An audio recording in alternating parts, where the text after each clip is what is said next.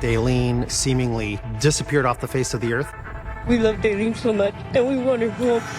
Carlson was last seen leaving a bar, then shopping at a grocery store. At the bar, one of the men put his arm around Daylene, and Daylene brushes him off. We basically have a bar full of possible suspects. He told us that he went home by himself. And then he is seen on video buying a bottle of alcohol with Daylene. He is the last person to see her. That's all we have at this moment. We wanted to know where Daylene was. That was at the root of it all. Where is she?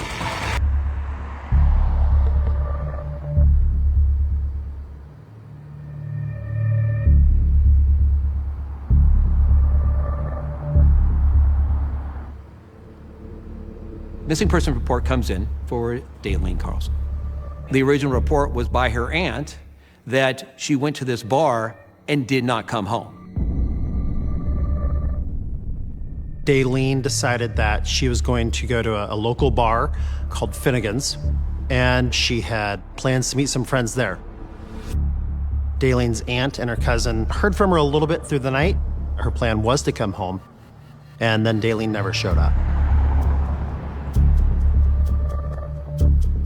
My understanding is that Daylene communicated with her family very consistently, and if Daylene said, hey, I'm gonna be home, then she would come home. So the fact that she had not communicated with those folks at all, that was extremely alarming.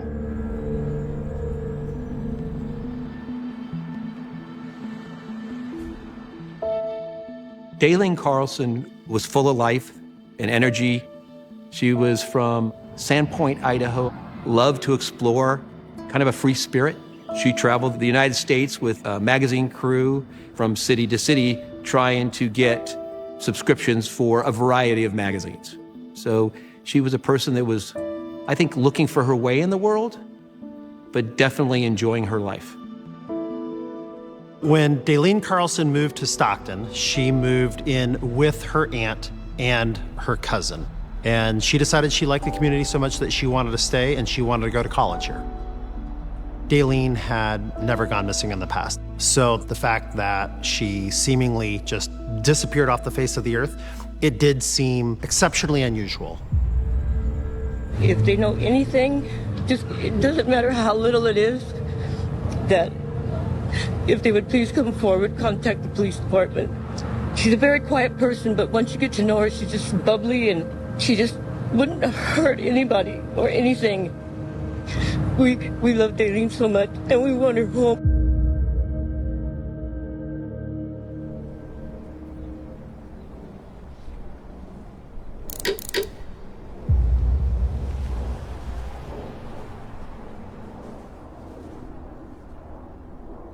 Her cousin said that Daylene had recently broken up with a boyfriend, Jacob Evangelisti. I think Jacob had some feelings about that. He wanted to remain in a relationship with Daylene, and Daylene did not. Part of the same kind of social network was Jason Gilley. Daylene and Jason were just friends, and Jason's home was kind of the party place. We learned that these young men were at the bar. Jason was there, and Jacob was there. And given the circumstances, that certainly caught our attention. So we want to talk to the ex-boyfriend, Jacob, because he has a reason to want to maybe get back with her, or maybe he's upset.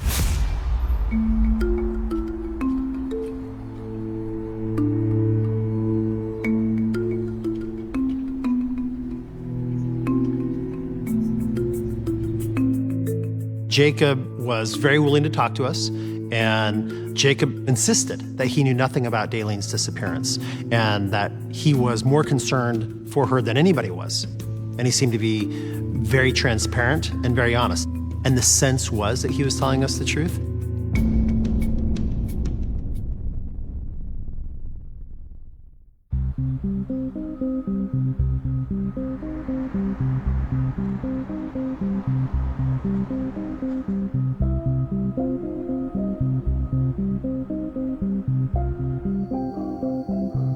Jason told us that he was at the bar and that he saw Daylene there and that the two did hang out and that they were being friendly. And as the night went on, he got a text or a call from his grandmother who relayed that Jason's son was sick and that Jason needed to come home.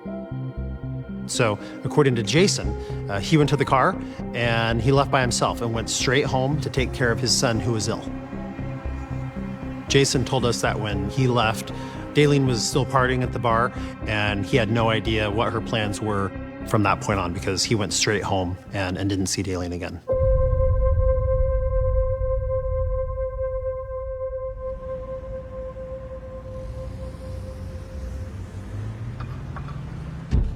So there was one camera angle in the hall near the restrooms, and in that particular angle, you're able to see that Daylene is kind of milling about with a group of men.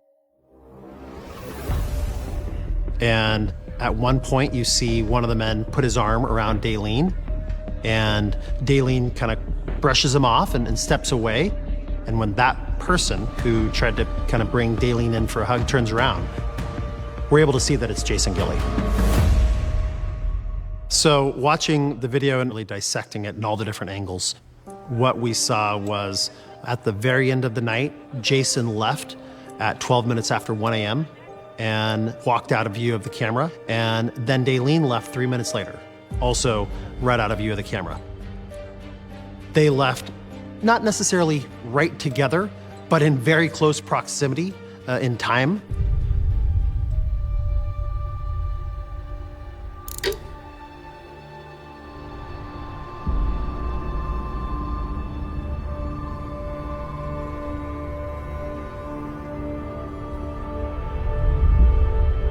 By way of text message, we learned that Daylene's plan was to leave the bar with Jason and then go to the store and get a bottle of Jägermeister and continue the party at Jason's house.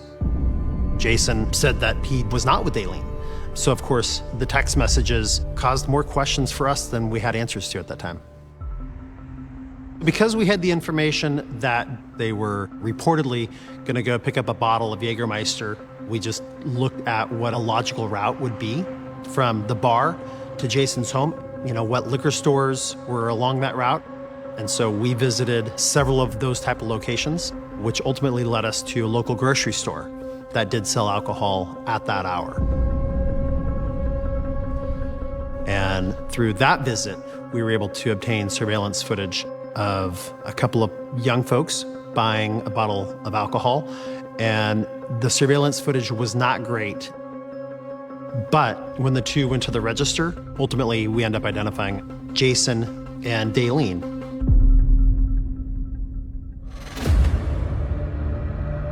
We knew that Jason was not telling us the truth simply because he told us that he went home by himself. And then he is seen on video buying a bottle of alcohol with Daylene. Okay, Jason's lying to us. Why is Jason lying to us? That's the question.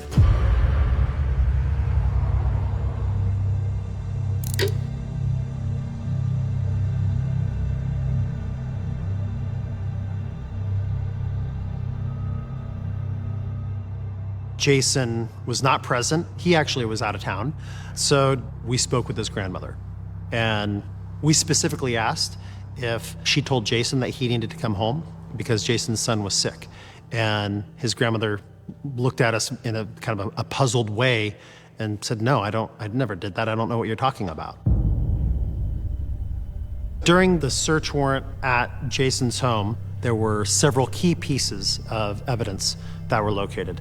First and foremost, we found women's underwear in Jason's bedroom, which were obviously out of place. And we also found a certain amount of marijuana in Jason's home, enough to build a case he possessed it for sale. It was ultra clear that Jason was not being honest and that we now had enough, at least based on the possession of marijuana, to take him into custody on that and have a very direct conversation with him. So on August 14th, Jason was located and he was arrested and was immediately taken into custody.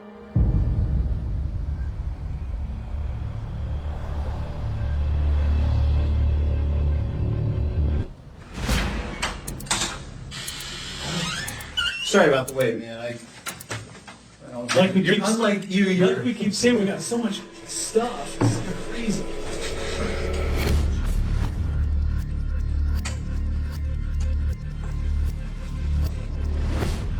Well, we appreciate your cooperation, by the way. I don't know if I said that. It really helps. I mean, Oh, yeah. you know, I we really. understand it's all procedures. It's, Yeah, no, we appreciate. I mean, all you're doing is helping us. so I So wasn't upset about my room upside down, but so, we're not worried about weed or whatever. I'm just curious, to be Right. honest with you.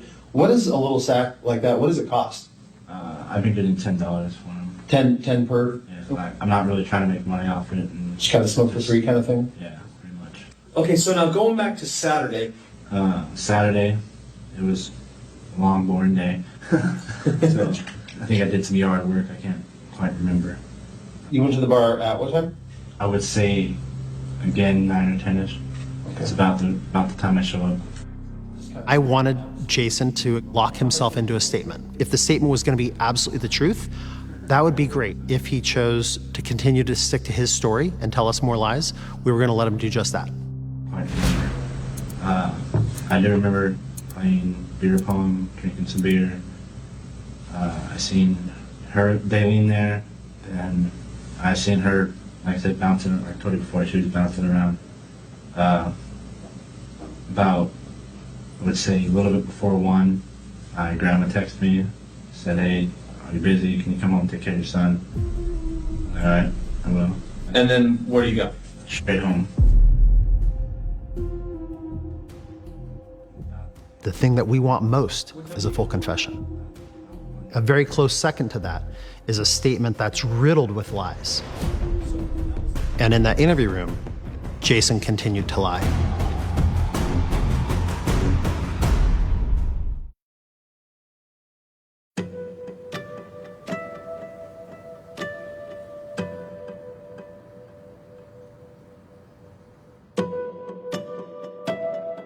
We just want her home, safe.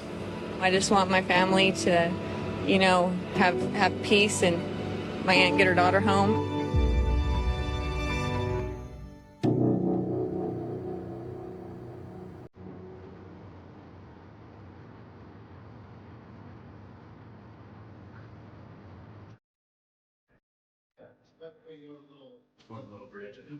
Everybody has their own kind of nuances as to how they speak, how they act. And I was just kind of getting a read on who Jason is and how he would generally communicate so that we could then identify behavior changes from that. And that's really what we're looking for, is what that behavior change is. So what do you think about all this stuff and everything that's floating around? Honestly, I don't even know. I know it's not good. And, it's sad, and I really have no thoughts on it. I mean, What do you think happened? thinking she left with somebody, and hopefully she's just stuck somewhere, and hopefully she's all right. I don't have no idea what happened. No idea. Have you tried, since you found out she went missing, have you helped out, like, to try to find her, to do anything? I was gonna print out some flyers, but my printer was out of ink. Try calling her, texting her, or anything? I tried calling, but the phone dead. But what, Goes straight to voicemail. when did you try calling her? Oh gosh, I couldn't even remember what day that was. Well, I mean, has it been kind of repeatedly that you've No, tried? I tried one time, and, Oh, just and one. plus everybody else, like, oh yeah, phone's off.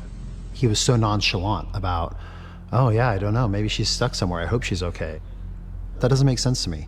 For most adults, if something happened to one of their friends, they would do everything they could to try to help locate that person, particularly in the context of this case. Is there anything else you could think of? Anything that you think? That would help us out? I'm not one to point fingers, but I mean, Jacob was just staring her down all night long, watching her every little move. What I kind of understood, and maybe I misinterpreted, this was pretty much she broke up with him. I don't know if it was mutual or if he broke up with her or she broke up with him. I just Okay. know she was all excited about being apart from Jacob, honestly. She was all excited. About being apart from him? She's like, I'm done with him, so glad it's over. I don't know what I see in him. Right. Every time I looked toward his direction, he was staring at her. Okay. So, I don't know. Yeah. I noticed that. So. He immediately went to deflecting, bringing up reasons. Oh, she was drinking. She was talking to a lot of guys. Jacob was staring at her. You know, that's an ex-boyfriend. So when people start deflecting, they're hiding something. And our goal is to know what they're hiding and why. You know, when you have, here's the thing. Yeah. Same ones you guys took. So nothing else you could think of? Anything you want to add on the timeline? Anything you want to, you know, that you think that maybe you made a mistake when you're telling us? Okay. I can think of. Okay. We have a ton of resources that we use, Right. investigative tools that we use, Right. and there's some inconsistencies in her story. Okay. And we want you to clear this up for us. Really horrible times. Okay. That's okay. Okay. Yeah. That's all right.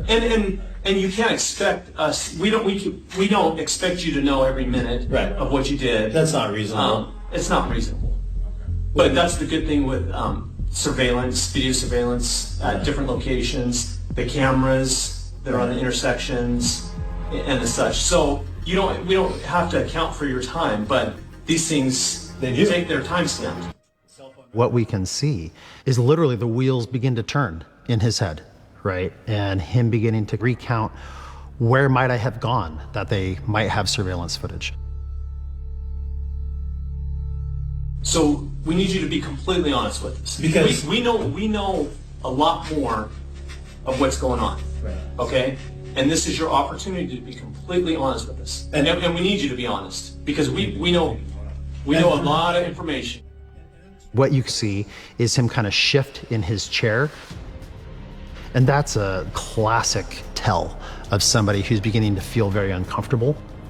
Jason is beginning to connect the dots that we certainly know more than we revealed to him originally. And his body language said so much more than his words did.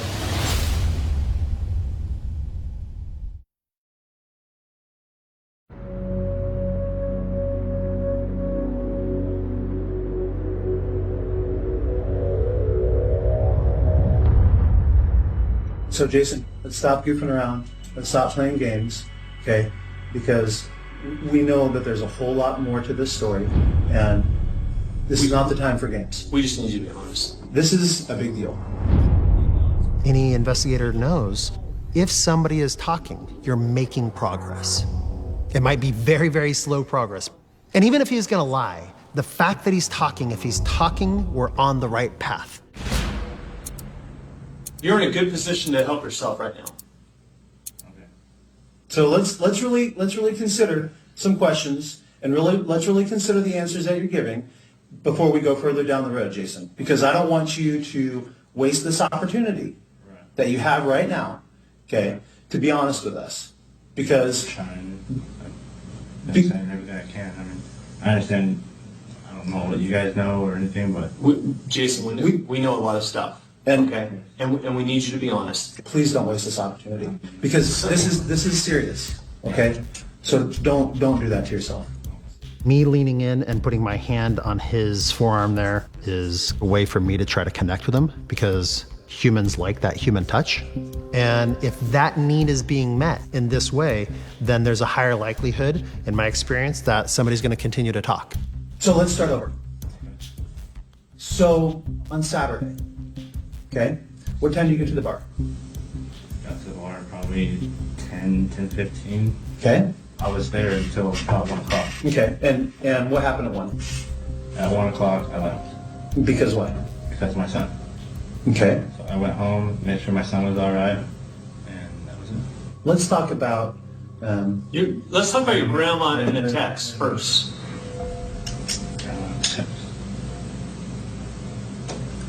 Because when we were out there on Thursday night, I spoke to your grandma, and I Right. spoke to her in detail about that. right, About your son being sick and all that, and she explained what she did or didn't do. right. And it's Doesn't not quite jive. consistent with what you're saying. So this is your opportunity to straighten it out for us. She didn't text. You're right, she didn't. You're right.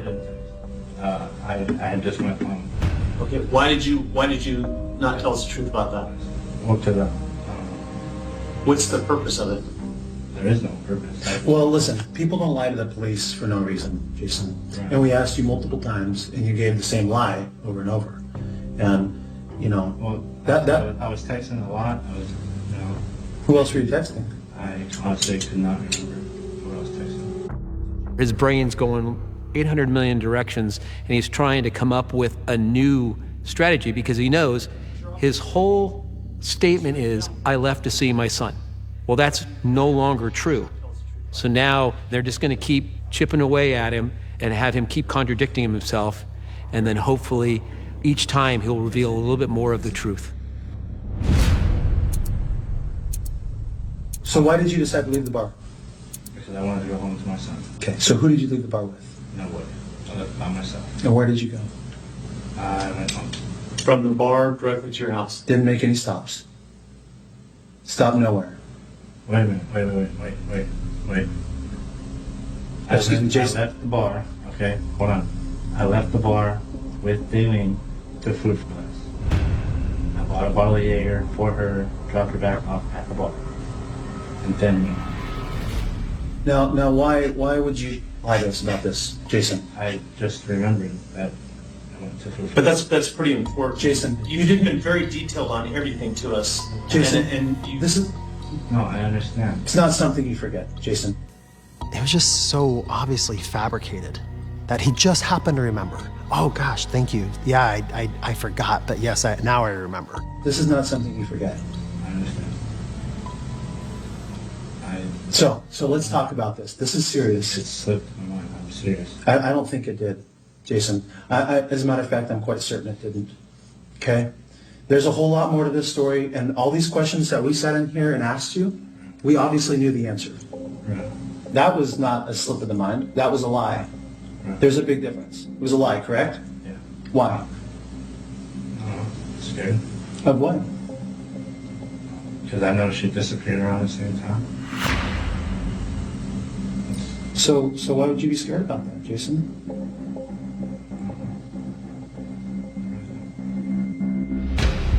Jason clearly wasn't going to volunteer any more information, so it seemed obvious that we needed to pivot on our strategy to confront him with facts about his lies. Ultimately, we wanted to know where Daleen was. That was at the root of it all. Where is she? Most important is we need to get Daleen back to her family. Right? So you're going to help us find her. I don't know how I'm going to do that. I'm sure you do.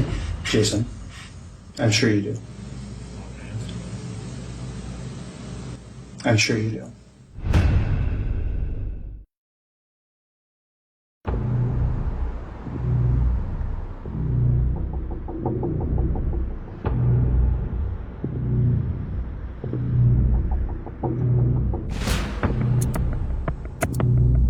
Why would you lie to us about having gone home by yourself? I slipped my mind. I'm sorry. Okay, what else slipped your mind up until right now? What else do you want to change about your story?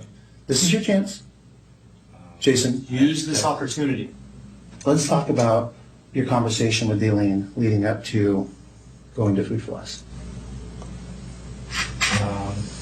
I had offered, I said, do you want to come back to the house, crash on the couch? She said, okay. It's okay, cool, I'll get a bottle. I had changed my mind, I bought the bottle still, and went home. And where did you take her? Took her back to Finn's. She was with me, and I dropped her back off at Finn's on the way back to my house.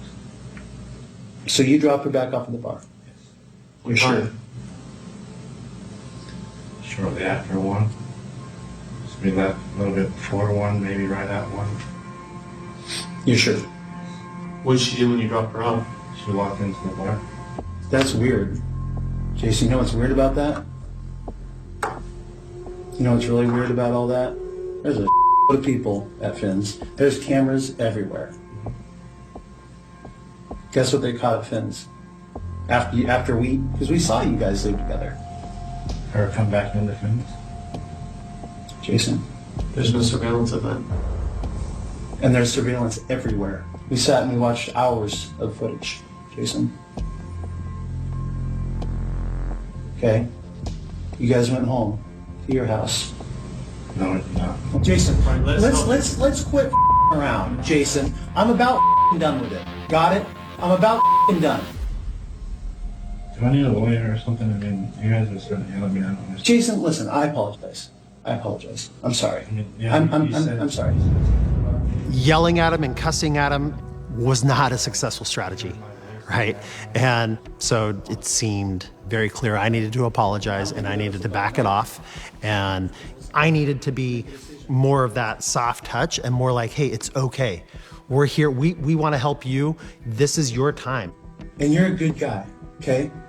So we can make this work. We can make this okay. But you gotta be honest. Starting right now. Starting right now. She walked towards the bar around Harvey's. For blood, for dead bodies, for... Why don't you tell us about where you and Daleen went after Food for Less, Jason? Because it wasn't to the bar, Jason.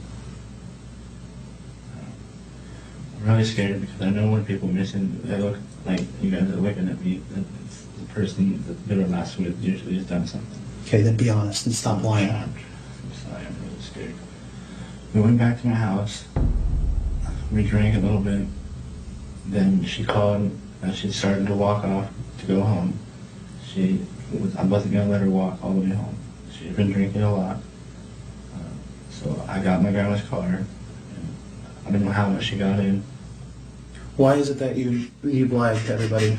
Because I know how people look at when you're the last person. Like everybody's pointing fingers at me because I think she left the bar with me. Well, she did leave the bar with you, Jason. Right, but now she's missing, and I don't have anything to do with her missing. Then, Jason, why did you not tell us that from the get-go, Jason? Because here's the problem. I'm really scared. I'm still scared. Things happen, man. It's Things okay, happen. okay? Okay, because you're missing. But so let's make it better. Okay, Jason, let's make it better. Let's make it better right now. Okay, let's make it better. Do the right thing, man. You're a good guy, and I know in your heart. Let her walk. Hey, I'm a good guy. Let her walk away. in your heart, I know you want to do the right thing. I Okay, didn't mind it. that's People make okay. mistakes, Jason.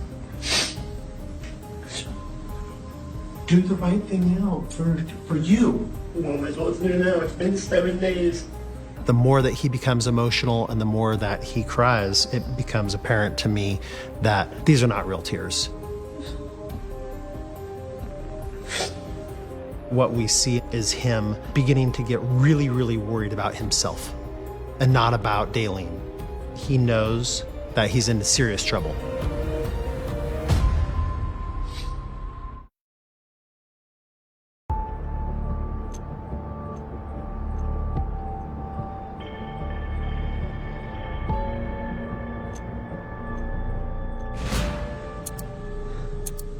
Jason, the more you talk about it, the better you're gonna feel. The better you're gonna Don't feel. Don't you feel You gotta relief feel right better. now?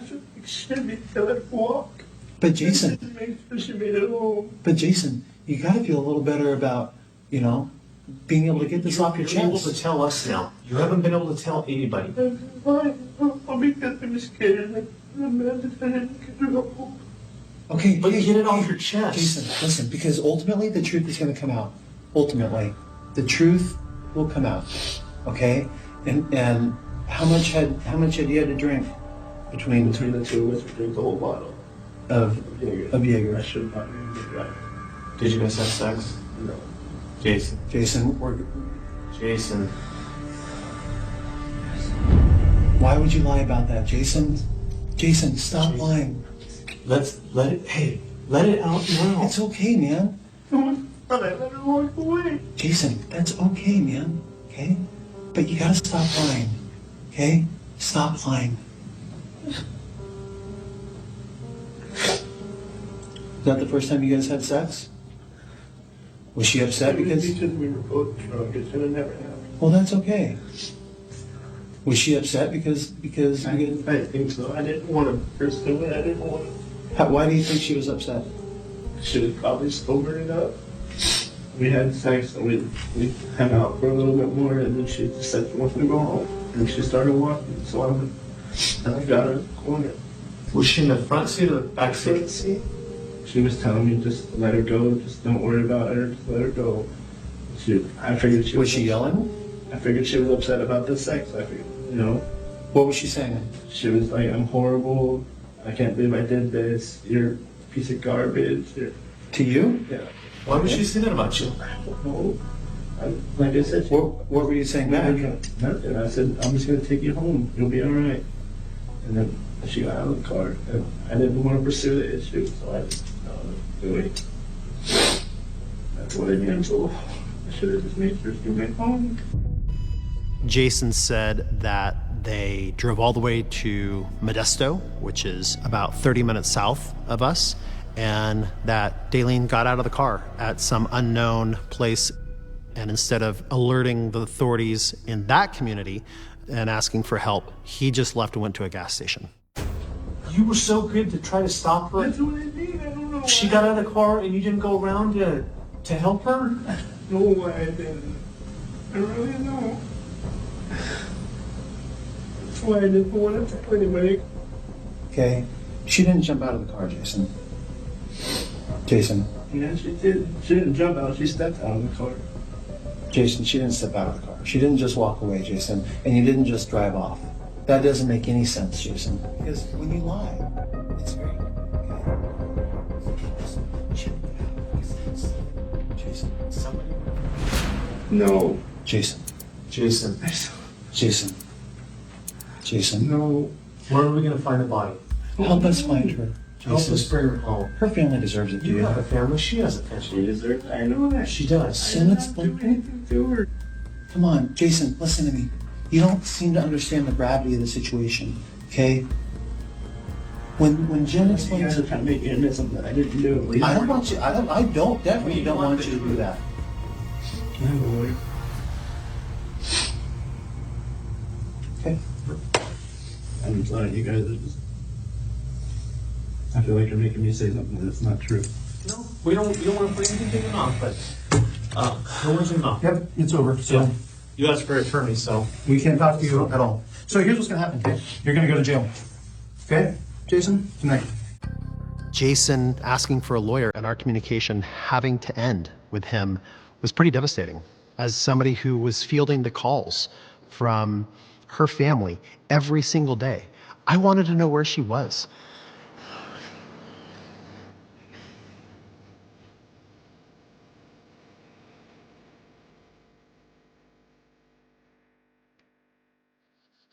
We are looking at a no body, no cause of death investigation. There's no evidence really of his kidnap or what we believe to be murder of Daleen Carls. We just know that she has disappeared. He is the last person to see her. He is lying about his interactions with her, but that's all we have at this moment.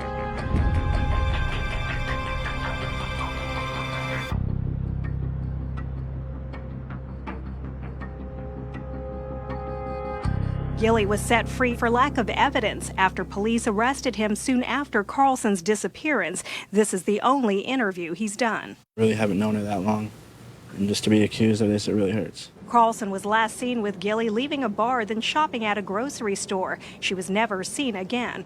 Not that person that you all see on TV. I'm a kind person. I don't push myself on anybody. Everybody that knows me knows that.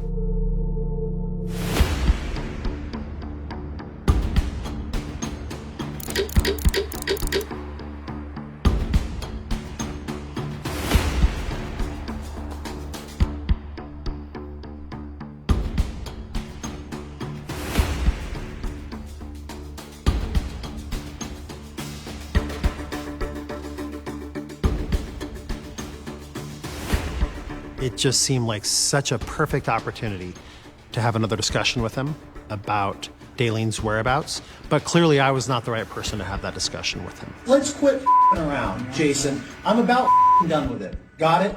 I'm about done. Introducing Detective Dela Cruz to Jason was an opportunity to see how he would respond to a female investigator. He doesn't have to talk to me. He doesn't have to be there. He wasn't under arrest here, so he could really have told me to f off.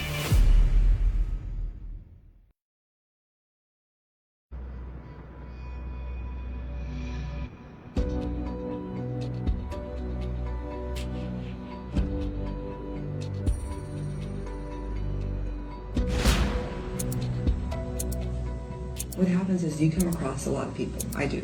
Right. You know, in the course of 20 years. And there's people that you have not empathy but I kind of feel for you, if that makes any sense. I think so, I don't know. Jason seems like the type of suspect that just needed to be coddled and just be reassured, as opposed to hitting him hard and him shutting down. You seem like a nice guy. Yeah. You know, and a lot of times I know that nice people get caught up in stuff. That's what I'm afraid of. That's what I'm afraid of for you too, to be very honest with you. Yeah. Because I think you've gotten caught up in stuff, and my heart feels for you. I feel bad for you. Right. I think something happened. You're not someone to actually hurt somebody. I think something bad happened. So when you watch this, he acknowledges for a minute by nodding his head. You can see that when she says, something bad happened, I think you know. And he's like, yeah. And she's trying to relay to him, you can trust me. If anybody would want to help you on this department and be on your side, you got one person. Right. Okay? And I don't do that often. I understand. There's a lot of people that I've sat across the table from. Mm-hmm. Okay? And have done some bad things. It does not make them a bad person. Right. By no means. Okay? I just don't really know. Nothing else that I can think of. Like, I've been thinking every day. I don't really know. At that point, he just kind of like didn't budge. He just reminded me of someone that wanted to go ahead and tell the truth, but it wouldn't come out of his mouth.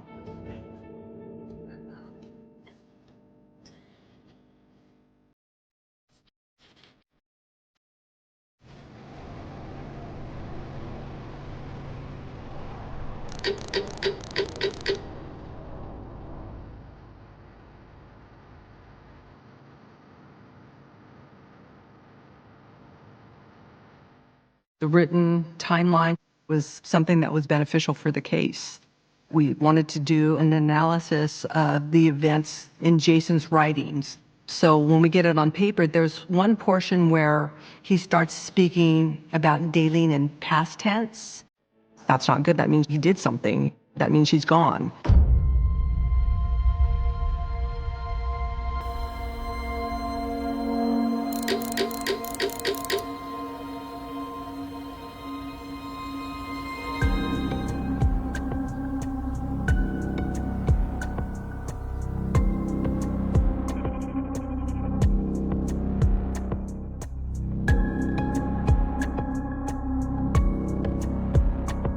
The condition of the body was extremely poor, so we were not able to use DNA and had to use a forensic dentist who 2 days later positively identified the remains as Daleen Carlson. Daleen had been shot 5 times, and we recovered 5 spent .22 caliber casings close proximity to her body.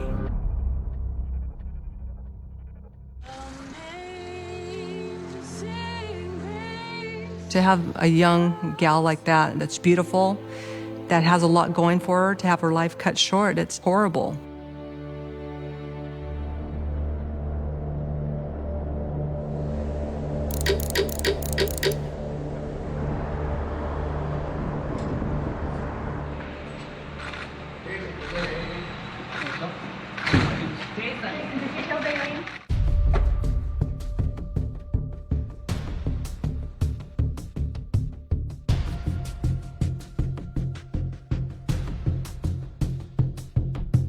Prosecutors say the evidence that they were able to get once Carlson's body was discovered fits in with the timeline that they already had for the sequence of events here at Gilly's house that night. What they don't have is the murder weapon. Through the course of this investigation, we learned who all of Jason's family was in this area. And through questioning Jason's uncle. We learned that Jason had an old .22 caliber semi-automatic handgun that he gave his uncle and told his uncle to put in a safe and keep for him.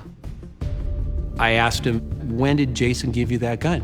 And he said, you know, Jason gave me that gun just after that girl disappeared. We did a forensic examination of that gun in relation to the casings that were found at the scene.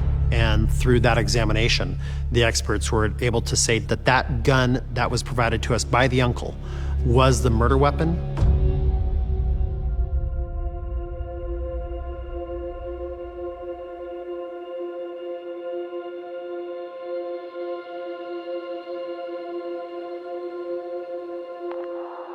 Our evidence for the rape charge was Jason's statement that Daylene woke up after having sex and was extremely mad at Jason.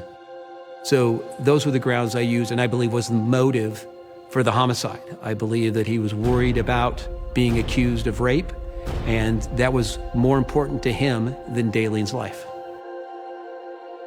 The amount of agony that we went through every day it was harder. Every day it was not easier. It was harder and harder and harder. And I hope that he goes down. God forgive me for saying it, but I hope he does.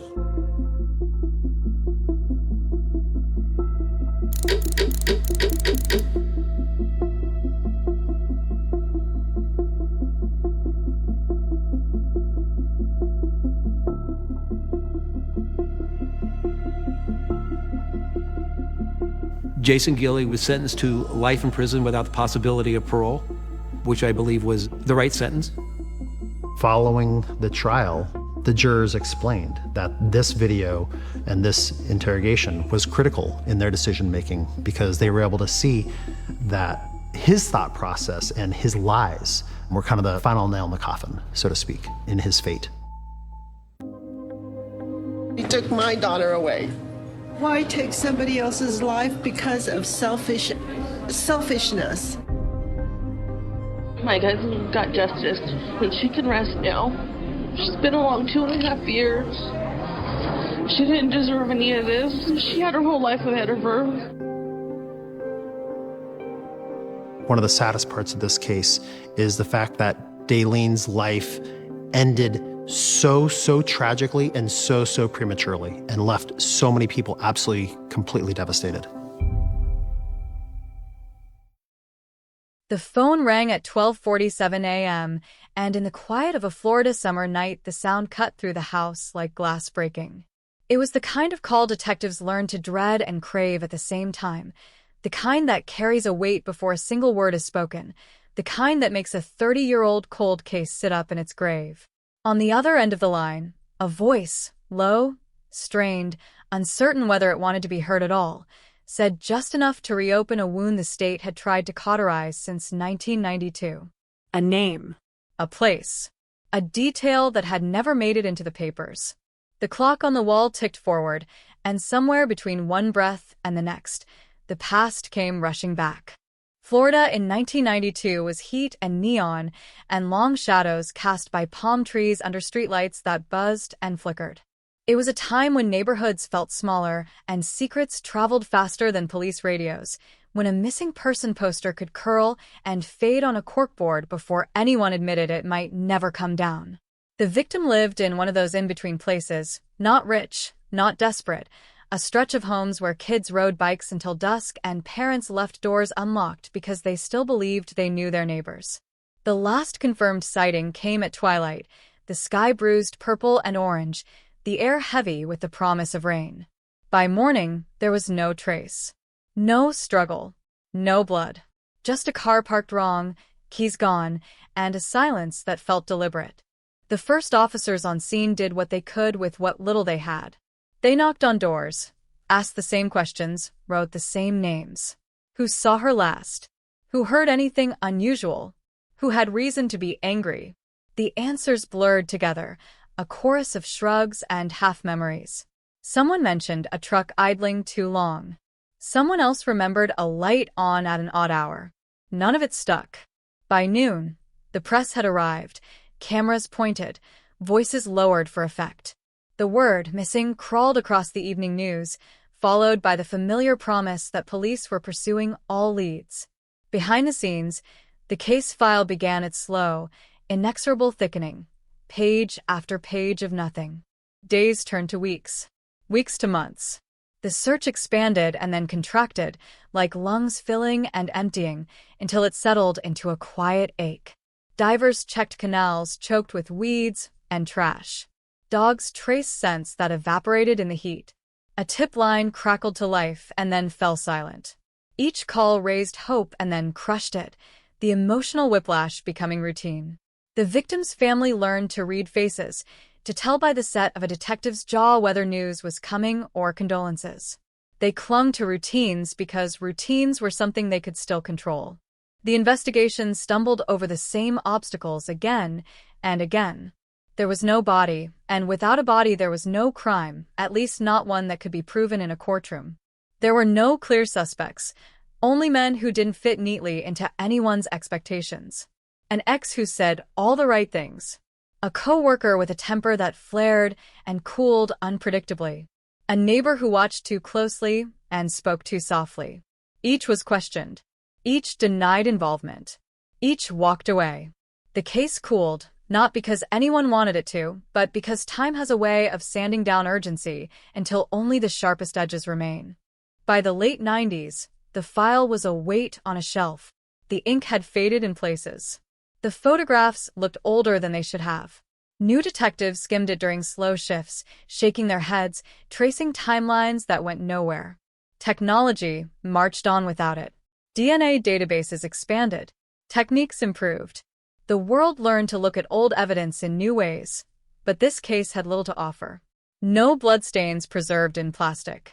No hair caught on a nail.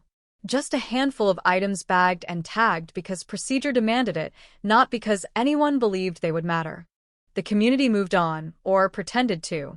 A new generation grew up unaware of the name that once dominated headlines. The street where it happened changed faces, houses repainted, fences replaced. The absence remained, a negative space that locals felt but couldn't articulate. Anniversaries passed with brief mentions in the paper, a line or two that asked anyone with information to come forward. They rarely did. Fear calcified. Loyalty complicated memory. The truth, whatever it was, learned to hide in plain sight. Then came the call, the late-night confession without a confession, the tip that didn't want credit and didn't want forgiveness. It referenced something small and precise, a movement at a specific time, an object that had been dismissed as irrelevant in 1992. The detective who took it didn't speak for a long moment.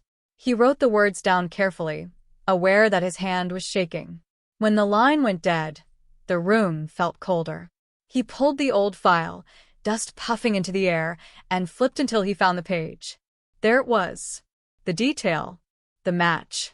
A door creaking open after 3 decades. Reopening a cold case is less a burst of action than a slow tightening of focus. The department assembled a small team, veterans and younger analysts who knew how to coax secrets from outdated evidence. They logged every box, every envelope, treating each as if it might explode with meaning.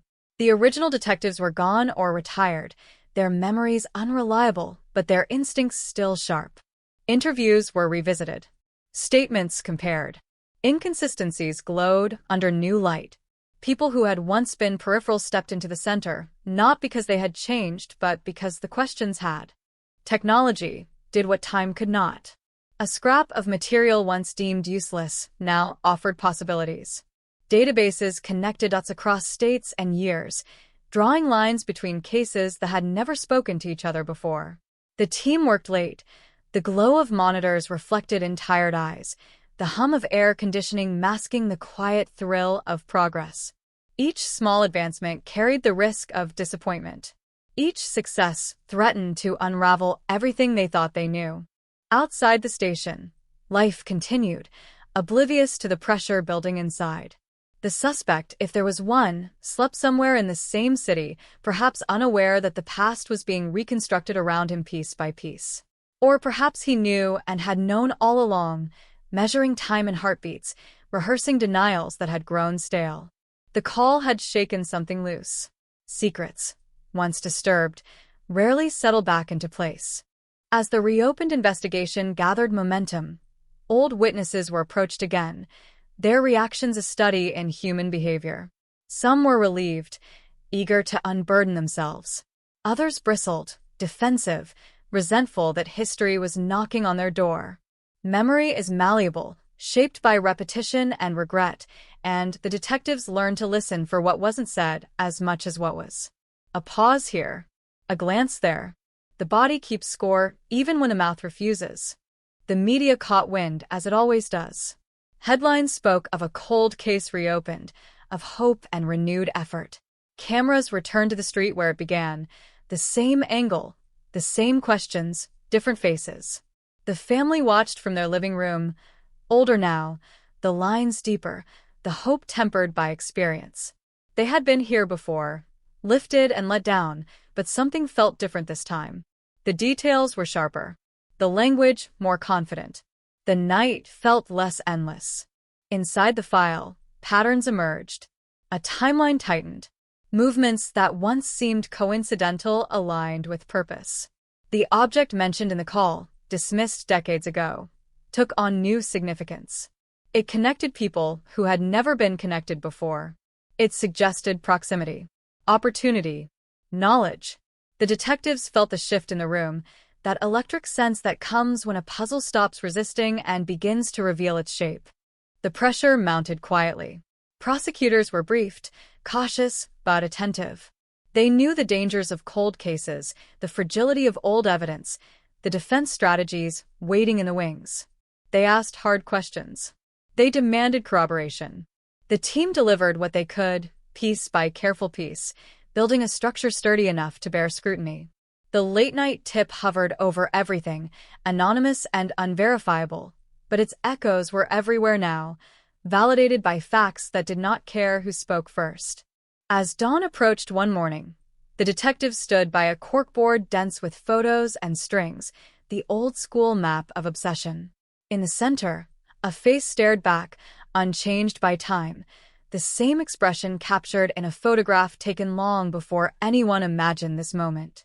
The room was silent except for the scratch of a marker as a final note was added. The past was no longer content to stay buried. The night had done its work. And somewhere in Florida, a door was about to be knocked on, 30 years late, carrying the weight of everything that had been lost and everything that might finally be said. The knock did not come with sirens or flashing lights, just the dull, unmistakable thud of knuckles against wood, steady and patient, the sound of authority that knows it will be answered eventually. Inside the house, the air was stale, heavy with the smell of old furniture and habits that had calcified over decades. When the door opened, the face that appeared was older than the photograph pinned at the center of the corkboard, but the eyes were the same, sharp, calculating, already searching for an explanation that might buy time.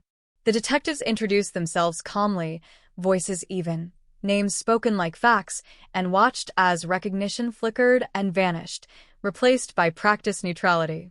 This was not an arrest. Not yet. This was a conversation, and conversations have a way of peeling back layers no one intends to show. They sat at a small kitchen table scarred with use, the kind of table that holds the weight of countless ordinary mornings. The suspect, no. The person of interest, the language mattered, answered questions with the confidence of someone who had rehearsed them long ago. He spoke of 1992 as if it were a different lifetime, his words coded in casual distance. He remembered the heat. He remembered the neighborhood.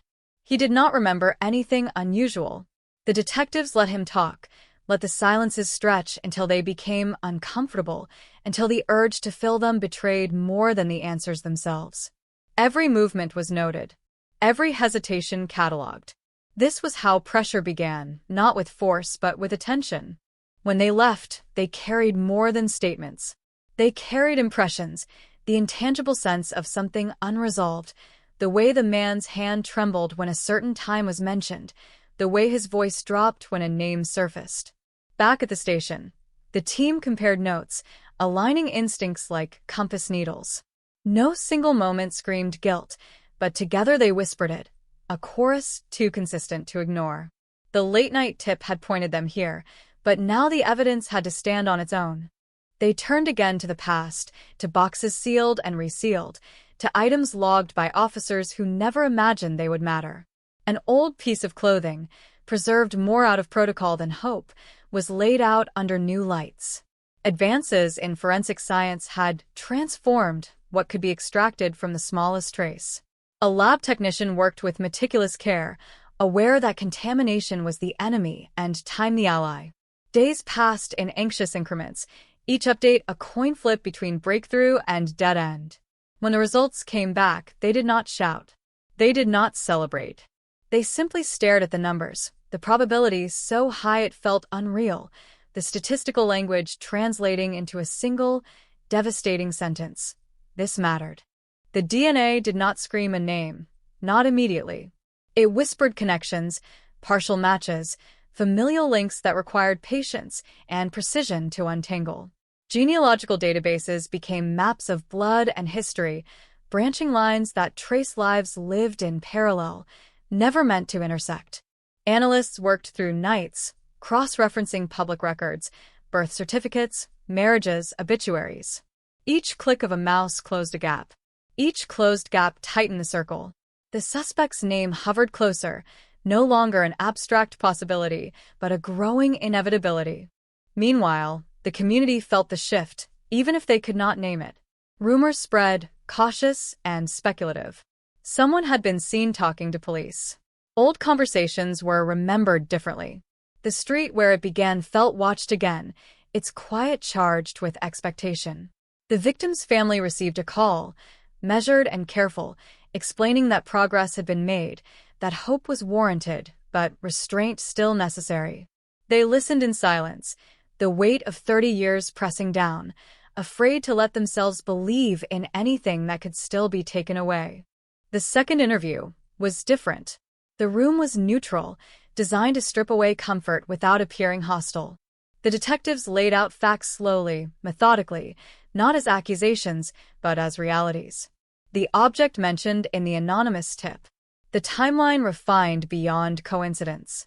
The DNA evidence explained in clear terms that left little room for misunderstanding. The man across the table shifted, his earlier ease eroding under the cumulative force. He asked for water. He rubbed his hands together. He tried humor, then indignation, then silence. Each tactic was met with the same calm persistence. Confession is rarely cinematic. It does not arrive in a rush of tears or a dramatic collapse. More often, it seeps out, word by reluctant word, framed as clarification rather than admission. He spoke of fear, of a moment that got out of control, of mistakes made under pressure. He did not use the word murder. He avoided the victim's name, but he acknowledged presence, opportunity, knowledge only someone there could possess. The detectives listened without interruption, recording everything, knowing that what mattered was not his narrative, but the corroboration that would follow. When it was over, the room felt smaller, the air heavier. The detectives stepped outside, the Florida sun harsh and indifferent, and allowed themselves a brief moment of stillness. The case was not solved yet, not in the way that would hold up under cross-examination, but the dam had cracked. Water was rushing through, unstoppable now. They contacted prosecutors, outlined the developments, the confession that was not yet a confession, the evidence that demanded action. Plans were made quickly, warrants drafted with care, every word scrutinized. The arrest came quietly, in the early hours when resistance is minimal and neighbors are asleep. Handcuffs clicked closed with a sound that echoed far beyond the driveway. The suspect said nothing as he was led away, his face a mask of resignation or relief. It was hard to tell. News broke within hours, headlines blaring the improbable truth. A 1992 cold case reopened, a stunning arrest after decades of silence. The community reacted with shock and a strange, subdued satisfaction, the kind that comes from answers long delayed. For the family, the news landed like a storm. Relief tangled with grief, validation with anger. They had waited so long for this moment, imagined it in countless forms, and none of them prepared them for the reality. The names spoken on television felt foreign and familiar at the same time. They remembered him as a neighbor, a presence on the periphery, never central enough to fear. The betrayal cut deep, reopening wounds they had learned to live with. As the legal process began, the focus shifted to preservation. Evidence was re-examined, documented anew, chain of custody scrutinized for weaknesses. Defense attorneys moved swiftly, their strategies predictable but formidable. They questioned the reliability of old memories, the integrity of decades-old samples, the motivations behind an anonymous tip. The prosecution countered with science, with consistency, with a quiet power of facts aligned across time. Each hearing felt like a skirmish in a larger war, the outcome uncertain until the very end. In the background, the detectives returned to their routines, other cases demanding attention, but the cold case lingered in their thoughts. It had taught them patience, reinforced the idea that justice is not bound by calendars, that the past waits, patient and relentless, for the right moment to assert itself. The late-night call that started it all remained a mystery, the voice never identified, the motive never clarified. Perhaps it was guilt, perhaps fear, perhaps a simple refusal to carry the secret any longer. As the trial date loomed, the narrative solidified, no longer a collection of possibilities, but a coherent story grounded in evidence. The confession, partial and hedged, was contextualized. The DNA results were explained in terms even a layperson could grasp. The object once dismissed became central, its significance undeniable. The prosecution prepared to tell the story not as a spectacle but as a reckoning, a demonstration of how time can obscure truth but not erase it. And yet, beneath the procedural momentum, an unease persisted. Cold cases have a way of leaving shadows, questions that remain unanswered even when a verdict is reached. Motives simplify under scrutiny. Memories blur. Some details are lost forever, taken with those who never spoke or who spoke too late. The detectives understood this, accepted it. Closure is a word the living use to make sense of loss, not a guarantee delivered by the justice system. On the eve of trial, the file was closed for the last time, its thickness now a testament not to failure, but to endurance. 30 years of waiting had condensed into a series of moments that refused to stay buried. The phone call at 12:47 a.m. had done its work, awakening something that could not be put back to sleep. As the lights went out in the station, the silence felt different, less oppressive, as if the building itself acknowledged the shift. The case had moved forward, carrying with it the weight of the past and the fragile promise that, at last, the truth would be heard. The courtroom air was cool, recycled, stripped of any hint of the Florida heat outside, yet tension hung thick enough to taste. Wood benches creaked as people shifted, reporters leaned forward, pens poised, waiting for something, anything, that would justify the decades leading to this moment. The defendant sat still, hands folded, eyes fixed on a point just above the judge's bench, as if staring directly at the present might pull him back into the past he had spent 30 years outrunning. When proceedings began, there was no dramatic flourish, no cinematic gasp, only the steady cadence of procedure grinding forward, indifferent to emotion, relentless in its demand for clarity. The prosecution opened with time itself as their first witness. They spoke of 1992 not as a distant memory, but as a frozen point, a night preserved in fragments and failures, a cold case left unfinished not for lack of effort, but for lack of tools. They described how those tools had changed, how science had matured while the truth waited patiently, sealed in evidence bags and forgotten drawers. The jury listened, faces neutral, absorbing the idea that justice can be delayed not by neglect, but by limitation. The defense countered immediately, their tone sharp, dismissive of nostalgia, reminding everyone that time corrodes certainty, that memories warp, that old evidence is fragile and prone to misinterpretation. Witnesses followed, one by one, carrying the weight of years in their posture and voices. Former neighbors took the stand, their recollections cautious, punctuated by uncertainty. They spoke of routines, of seeing the victim often, of the sudden absence that followed. Some admitted they had wondered, quietly, whether something darker lurked beneath the surface of their familiar street. Others denied any suspicion, insisting nothing seemed out of place. The defense seized on every inconsistency, every "I think" and "maybe," framing them as proof that memory cannot be trusted after 3 decades. The prosecution let it happen, knowing the case did not rest on recollection alone. Then came the experts. The forensic analyst explained DNA with practiced clarity, breaking down probabilities into terms that felt almost mundane despite their power. She spoke of markers, of matches so precise they bordered on inevitability, of how the sample collected in 1992 had waited for technology to catch up.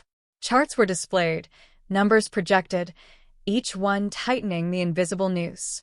The defense questioned methodology, suggested contamination, raised the specter of false positives. The analyst responded calmly, detailing protocols, redundancies, safeguards. Science did not argue. It simply existed, indifferent to strategy. The confession hovered over the proceedings like a ghost that refused to fully materialize. Portions were played, the defendant's voice recorded, strained and careful, choosing words as if they were traps. He spoke of being there, of things going wrong, of fear and panic. He did not say the words the family wanted to hear. He did not offer remorse in the way television had trained everyone to expect. The defense argued coercion, suggested the passage of time had weakened resolve, that pressure had produced compliance rather than truth. The prosecution focused on specificity, on details that aligned too perfectly with physical evidence to be coincidence. The jury listened again, the room silent except for the playback. Outside the courtroom, the community dissected every development. Social media filled with opinions formed on headlines alone, outrage and satisfaction clashing in comment sections that offered no nuance.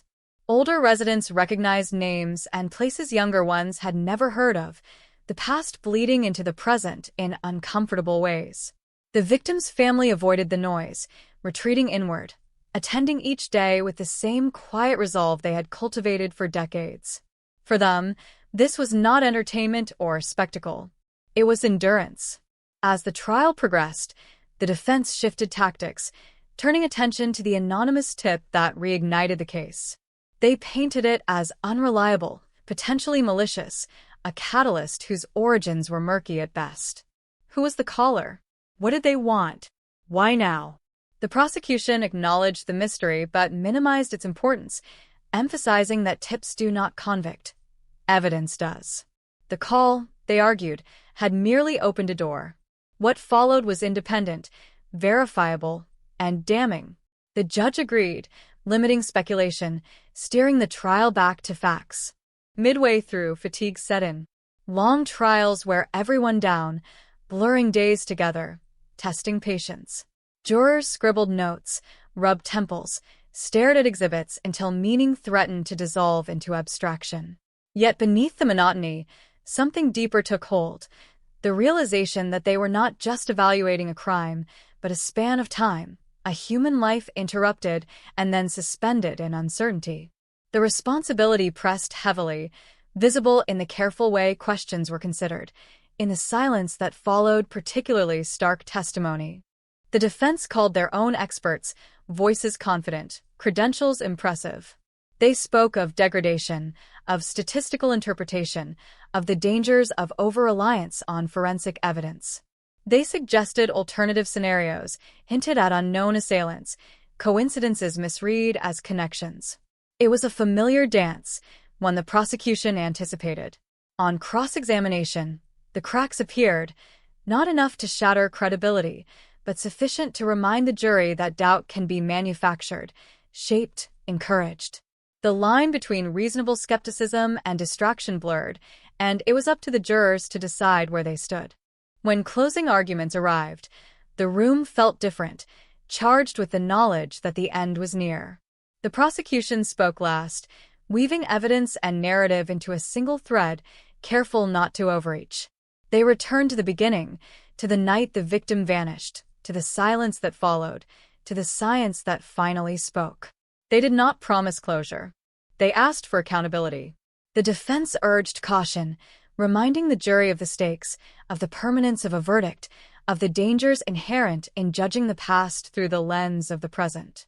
Both sides rested, and the case was handed over. Deliberations stretched on, hours bleeding into days.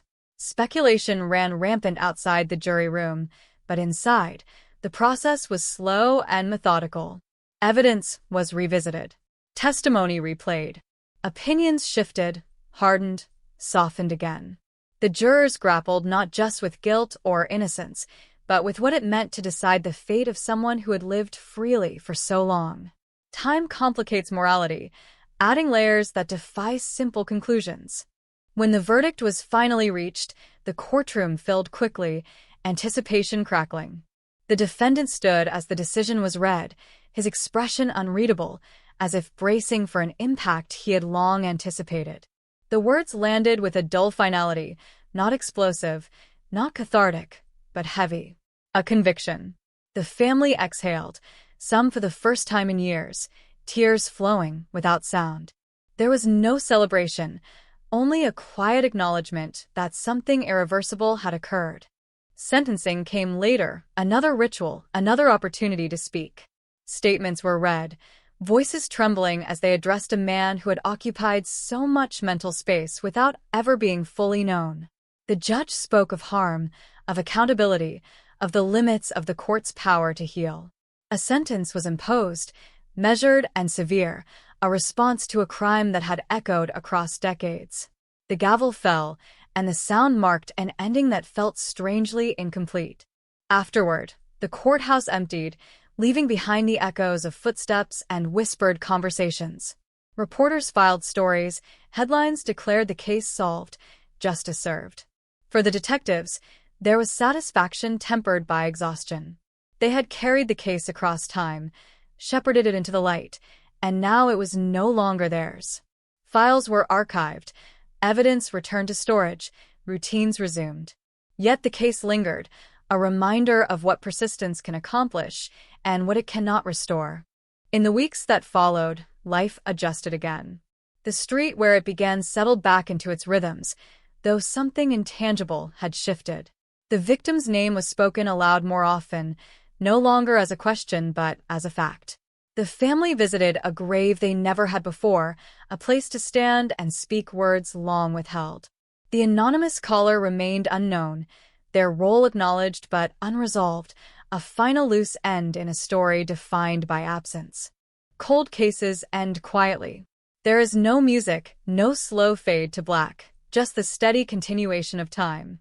The past does not disappear when answers arrive. It integrates, reshaping the present in subtle ways.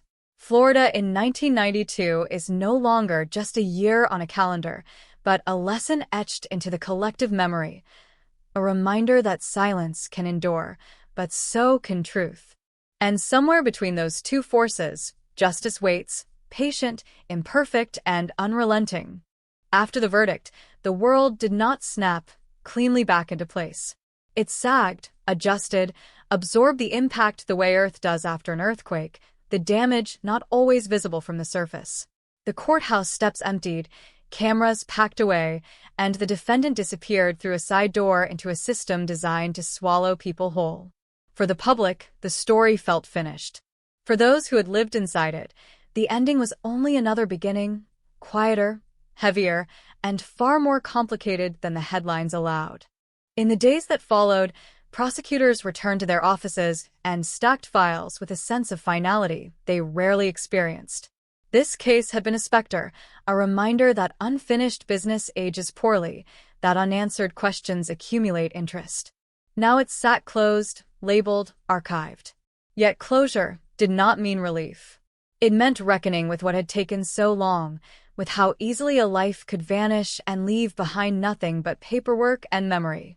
They replayed moments in their minds, wondering what might have changed had the late-night call never come, had the anonymous voice chosen silence instead. The detectives felt it most acutely. For them, the case had become a companion, an undercurrent running beneath daily work. They had learned its contours, its dead ends, its sudden, unexpected openings. Solving it did not erase the years it spent dormant, nor did it compensate for the time stolen from the victim and her family. There was satisfaction, yes, but also a hollow awareness of limitation. Justice had arrived, but it had arrived late, limping, unable to restore what was lost. They returned to the evidence room one final time, not out of necessity, but habit, tracing the path that had led here. Each item told a story of process rather than emotion. Dates, signatures, chain of custody forms yellowed with age. The object that had once seemed irrelevant now carried an almost mythic weight, a reminder that significance is not inherent, but discovered. It had waited patiently, indifferent to human timelines, until the right moment intersected with the right question. The defense team dismantled their war room with professional detachment, already shifting focus to appeals and future battles. They argued publicly that the verdict reflected sentiment more than certainty, that time had prejudiced the process. Privately, they acknowledged the strength of the evidence, the difficulty of dismantling science with rhetoric alone. For them, the case was a lesson in the evolving landscape of criminal justice, a warning that the past is no longer as safe as it once was. Inside the correctional system, the defendant began another chapter, one stripped of aliases and avoidance. Intake was procedural, impersonal, designed to reduce individuals to manageable data points. He answered questions, surrendered belongings, accepted a number. In moments of enforced stillness, the weight of decades pressed in, the realization that running had ended, that the secret he carried was no longer his alone. Whether he felt remorse or simply resignation was impossible to know. The system did not ask. The victim's family navigated a terrain they had never expected to reach. For years, their lives had been defined by absence, by the constant recalibration required to live with unanswered questions. Now answers existed, but they did not erase grief. They complicated it. Anger surged alongside relief. Validation clashed with exhaustion. They attended counseling sessions, spoke to advocates, learned new language for old pain. They discovered that justice is not a cure but a context, a framework within which healing might begin, slowly, unevenly. The community absorbed the verdict in waves. Some felt safer, comforted by the idea that persistence had paid off. Others felt unsettled, forced to confront the proximity of violence, the realization that the person responsible had lived among them, undetected, for decades. Conversations shifted. Trust recalibrated. Parents looked at their streets differently. The familiar felt slightly less so, tinged with the knowledge that evil does not always announce itself. Media attention waned as it always does, the story replaced by newer, louder crises. Anniversary pieces appeared, thoughtful but brief, summarizing years of suffering into digestible narratives. The phrase "cold case solved" became shorthand, a neat package for something that had never been neat at all. Those closest to the case noticed the omissions, the simplifications, the way complexity was sacrificed for clarity. They understood why. They also understood what was lost in the process. Behind the scenes, policy discussions gained traction. The case became an example cited in meetings and conferences, proof that cold cases were not dead ends, but deferred opportunities. Funding was allocated. Units expanded. Training emphasized preservation, the idea that evidence collected today might speak decades from now. The detectives who had reopened the case were asked to share their experience, to articulate the intangible instincts that had guided them. They spoke carefully, aware that intuition is difficult to standardize. The anonymous caller remained a ghost. Investigators made quiet attempts to trace the origin of the tip, following technological breadcrumbs that led nowhere definitive. They speculated about motive, about guilt or fear, or a desire to unburden. The truth eluded them, perhaps intentionally. In the end, they accepted that some contributors to justice choose invisibility, that not every actor seeks recognition. The call had done what it needed to do. Its silence afterward was part of its power. Time continued its relentless march. Seasons changed. The courthouse hosted new trials. The detectives aged, some retiring, others moving into administrative roles. The case receded into memory, resurfacing occasionally in conversation or training sessions. It became a touchstone, a story told to illustrate patience and perseverance. Yet for those who had lived it, it remained vivid, etched into their professional identities. The victim's name found new life through remembrance. Scholarships were established. Advocacy groups invoked her story when arguing for resources and reform. Her absence became a presence, a catalyst for change rather than a void. It was not what anyone would have chosen, but it was something, a way to ensure that the harm done did not end with silence. Years later, a young detective flipped through archived files during a slow shift, pausing at the thick folder marked with dates that spanned a lifetime. He read summaries, scanned photographs, absorbed the arc of the case. It struck him not as history but as warning, a reminder that the line between solved and unsolved is often thin, determined by persistence as much as luck. He closed the file gently, carrying its lessons forward into work that would one day be judged by similar standards. The street where it began remained unremarkable, a stretch of asphalt bordered by modest homes and mature trees. Children played there again, unaware of its past, their laughter cutting through the air where once there had been only uncertainty. Neighbors nodded to one another, small gestures of connection rebuilt over time. The place did not remember what had happened, but the people did, holding the knowledge lightly, careful not to let it harden into fear. In quiet moments, the detectives reflected on the paradox at the heart of cold cases, that time both obscures and reveals. Evidence degrades, memories fade, witnesses disappear. And yet, patterns emerge, technology advances, consciences shift. The past is never static. It waits, reshaped by every passing year, until conditions align. The Florida night that had swallowed a woman in 1992 had finally given up its secret, not because it wanted to, but because persistence refused to let it keep one. There was no final scene, no definitive emotional crescendo. Life does not provide such symmetry.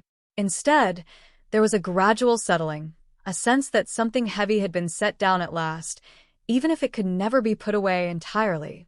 The case closed, but its echoes remained, reverberating in policy changes, in professional caution, in the quiet resolve of those who refuse to accept silence as an answer. Cold cases end not with resolution, but with recognition. Recognition of loss. Recognition of effort. Recognition that justice, when it arrives, does so imperfectly, carrying the scars of delay. Florida 1992 became a chapter written at last, its pages filled with the accumulation of years, the convergence of chance and determination. And as the world moved on, the truth stayed, no longer hidden, no longer waiting, a testament to the simple, unsettling fact that time can bury many things, but it does not bury everything. Years passed, not in a straight line, but in a series of quiet adjustments, the kind that only become visible when you look back and realize how far you've moved from the moment everything stopped. The case no longer lived on desks or corkboards, but it lingered in habits, in the way detectives paused over certain details, in the caution prosecutors exercised when weighing old evidence against new certainty. It had altered the landscape of how justice was pursued, subtly but irrevocably, threading itself into decisions that had nothing on the surface to do with Florida in 1992. For the detectives who had carried the case across decades, retirement arrived unevenly. Some left with ceremony, plaques and handshakes, others slipped out quietly, their names fading from office directories, but not from memory. When they spoke about their careers, the case surfaced inevitably, not as a boast but as a marker, a point of reference that defined patience and humility. They described the waiting as much as the breakthrough, the sense that answers exist independent of our readiness to receive them. Younger officers listened closely, absorbing lessons that could not be codified in manuals. In classrooms and conferences, the case became a study. Slides summarized timelines. Bullet points reduced complexity to digestible fragments. Yet those who had lived it knew what was missing, the emotional drag, the years of doubt, the nights spent wondering whether persistence was folly or duty. They spoke of intuition without mysticism, of the quiet conviction that something unfinished still mattered. They emphasized the importance of preservation, the discipline of treating every piece of evidence as if it might one day be the key. The audience nodded, understanding in theory what could only truly be grasped in practice. The family settled into a new rhythm, one shaped not by waiting, but by remembering. They learned that grief does not disappear when answers arrive. It simply changes its vocabulary. Holidays felt different, no longer suspended by uncertainty, but colored by the permanence of loss. They visited places tied to memory, spoke the victim's name without hesitation, allowed themselves moments of laughter without guilt. Healing, they discovered, was not linear, but it was possible, built from small, deliberate acts of living. The defendant, now an inmate, adapted to a world governed by schedules and surveillance. Time, which had once been an ally, stretching endlessly forward, became a resource to be managed, rationed into routines. He attended programs, met with counselors, followed rules. Whether he reflected on the past or simply endured the present was known only to him. The system was not designed for introspection, only containment. Letters arrived occasionally, legal language dense and impersonal, appeals filed and denied, the machinery of justice grinding on with measured indifference. Outside those walls, the community continued its quiet evolution. New families moved in, old ones moved out. The story of the cold case receded into local lore, resurfacing in conversations sparked by documentaries or anniversary articles. For some, it served as reassurance that truth can emerge no matter how much time passes. For others, it was a reminder of vulnerability, a cautionary tale whispered to children as they grew old enough to understand the world's darker edges. Journalists revisited the case periodically, drawn by its arc, its improbable resurrection. They interviewed those willing to speak, piecing together narratives that balanced hope and tragedy. Each retelling shaped public perception, emphasizing certain moments, omitting others. The family learned to navigate these inquiries with grace, setting boundaries, choosing when to participate and when to retreat. They understood the value of telling the story, but also the cost of reliving it. In legal circles, the case influenced precedent in subtle ways. Judges referenced it when ruling on the admissibility of old evidence, on the weight of genealogical DNA, on the role of anonymous tips. Defense attorneys cited it as a warning, prosecutors as validation. The law, like memory, evolves through accumulation, each case adding texture to the landscape. Florida 1992 became part of that texture, woven into arguments far removed from its original context. There were moments of doubt, even after conviction. Appeals raised questions that forced everyone to confront uncomfortable possibilities. What if something had been missed? What if certainty was an illusion constructed by alignment rather than truth? These questions did not undo the verdict, but they tempered confidence with humility. Those closest to the case accepted this tension as necessary, a safeguard against complacency. Justice, they knew, must always allow room for scrutiny. Technology continued to advance, opening doors that had once seemed sealed.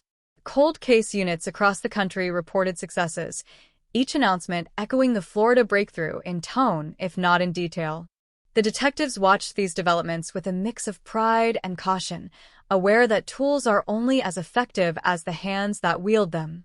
They advocated for training, for ethics, for restraint. The power to reach back into the past carried responsibility as heavy as the answers it could produce.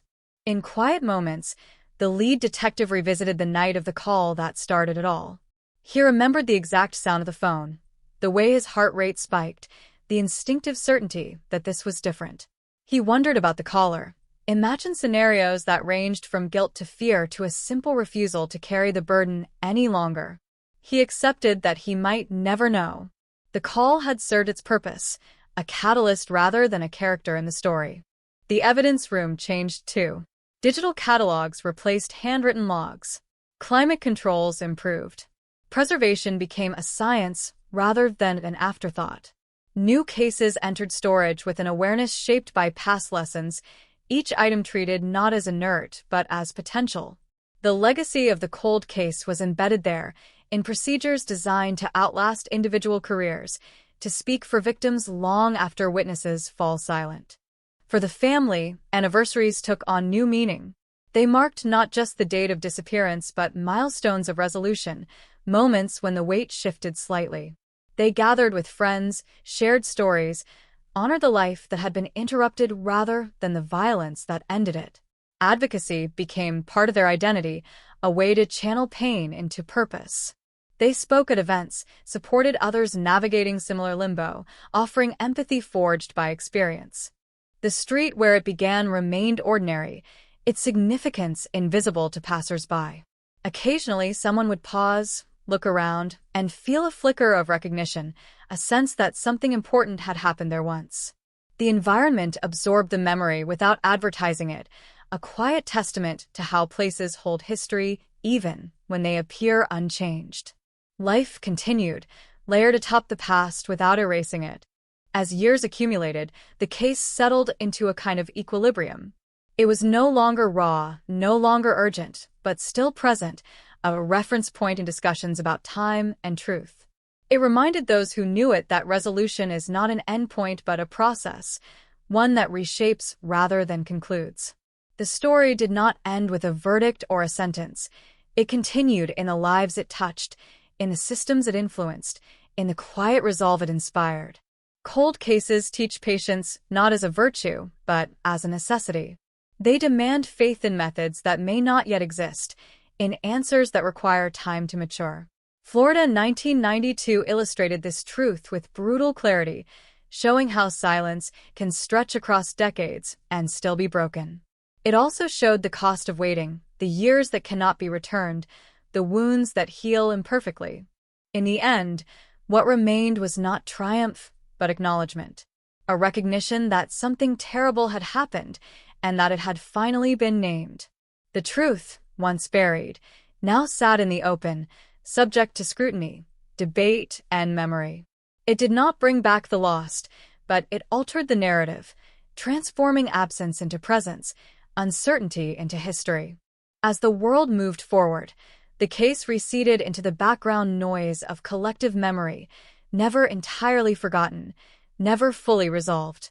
It stood as proof that time is neither enemy nor ally, merely a medium through which truth travels at its own pace.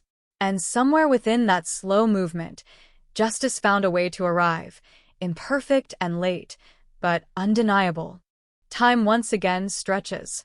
Not backward this time, not toward the crime scene or the night it all fractured, but outward, into the long aftermath where consequences ripple slowly, almost imperceptibly, through systems and lives. The arrest did not close the book, it changed the temperature of the room. Conversations lowered. Movements became careful. Every decision carried the awareness that history was now watching, measuring whether this ending would hold. Inside the courthouse, hallways echoed differently. The building had seen thousands of cases, but this one moved through it like a draft from an open door, cold and unmistakable. Clerks whispered. Attorneys paused longer than usual before speaking. A file that had once gathered dust now traveled hand to hand, its pages worn at the edges, its weight felt even when unopened. Dates from the early 90s stared up from documents printed on paper no longer in use, fonts slightly off, margins unfamiliar, as if the past itself had filed a motion to be heard. The prosecution team worked with an intensity sharpened by restraint. They knew the danger of overconfidence, the ease with which a decades-old case could unravel under scrutiny. Every statement was cross-checked, every assumption challenged. They rehearsed not just arguments but explanations, preparing to justify why this case, after so long, deserved belief. They anticipated skepticism, embraced it, used it as a tool rather than an obstacle. Justice delayed had to be justice proven. The defense approached the case from a different angle, one shaped by time's erosion. Witness memories had faded. Physical evidence had aged. Context had shifted. They argued not innocence so much as uncertainty, pressing on the gaps created by years of silence. They questioned motives behind the late-night tip, suggested contamination, coincidence, the human tendency to find patterns where none exist. Their strategy was clear: remind everyone that time does not only reveal, it distorts. Outside the courtroom, the public narrative evolved. Initial shock gave way to analysis. Commentators debated the reliability of cold case confessions, the ethics of genetic genealogy, the psychological weight of carrying a secret for decades. Some saw the arrest as a triumph of persistence, others as a cautionary tale about the limits of memory. Social media fractured the story into opinions, each thread pulling in a different direction, each convinced of its own clarity. The family watched all of this from a distance that felt both protective and isolating. They had waited so long for movement that now, faced with constant motion, they struggled to keep up. Statements were requested. Interviews offered. They learned to say no without apology, to guard their energy. Closure, they realized, was not a single event but a series of choices about how much of themselves to give to the process. At night, sleep came unevenly. Dreams blurred past and present, replaying moments that had once been suspended in uncertainty. Now those moments were anchored by names, faces, explanations. Some dreams brought relief. Others reopened wounds. They spoke about this quietly, acknowledging that answers do not erase trauma. They reorganize it. The mind adapts, but not without friction. In the jail, the defendant adjusted to the scrutiny. News articles filtered in. Other inmates recognized the name, the year, the phrase cold case that followed him like a shadow. He became a story to others, a cautionary example or a curiosity, depending on perspective. He responded with compliance, keeping his head down, following routine. Whether this was resignation or strategy remained unclear. Interviews conducted by psychologists explored the arc of his life, searching for patterns that could explain both the crime and the decades of silence. They spoke of compartmentalization, of the human capacity to live parallel realities without collapse. They noted how time can dull urgency without erasing memory, how guilt can be managed, postponed, reframed.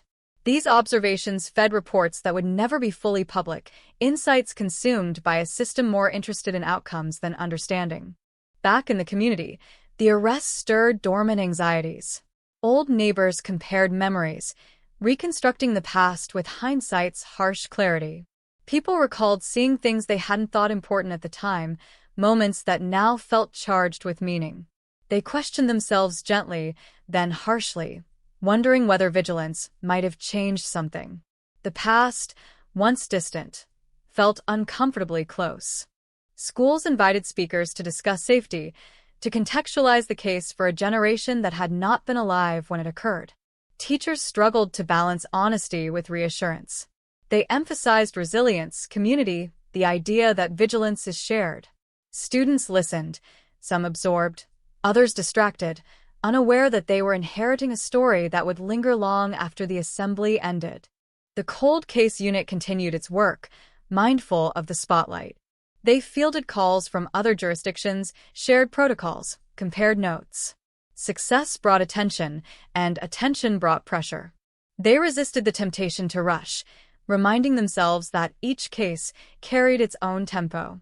Florida 1992 was not a template, it was a lesson, one among many. Evidence experts revisited the materials one more time, running tests not because they expected surprises, but because certainty demanded it. They documented chain of custody with meticulous care, anticipating challenges that would question every transfer, every storage condition. Science, they knew, speaks with authority only when its process is transparent. As the trial approached, anticipation thickened.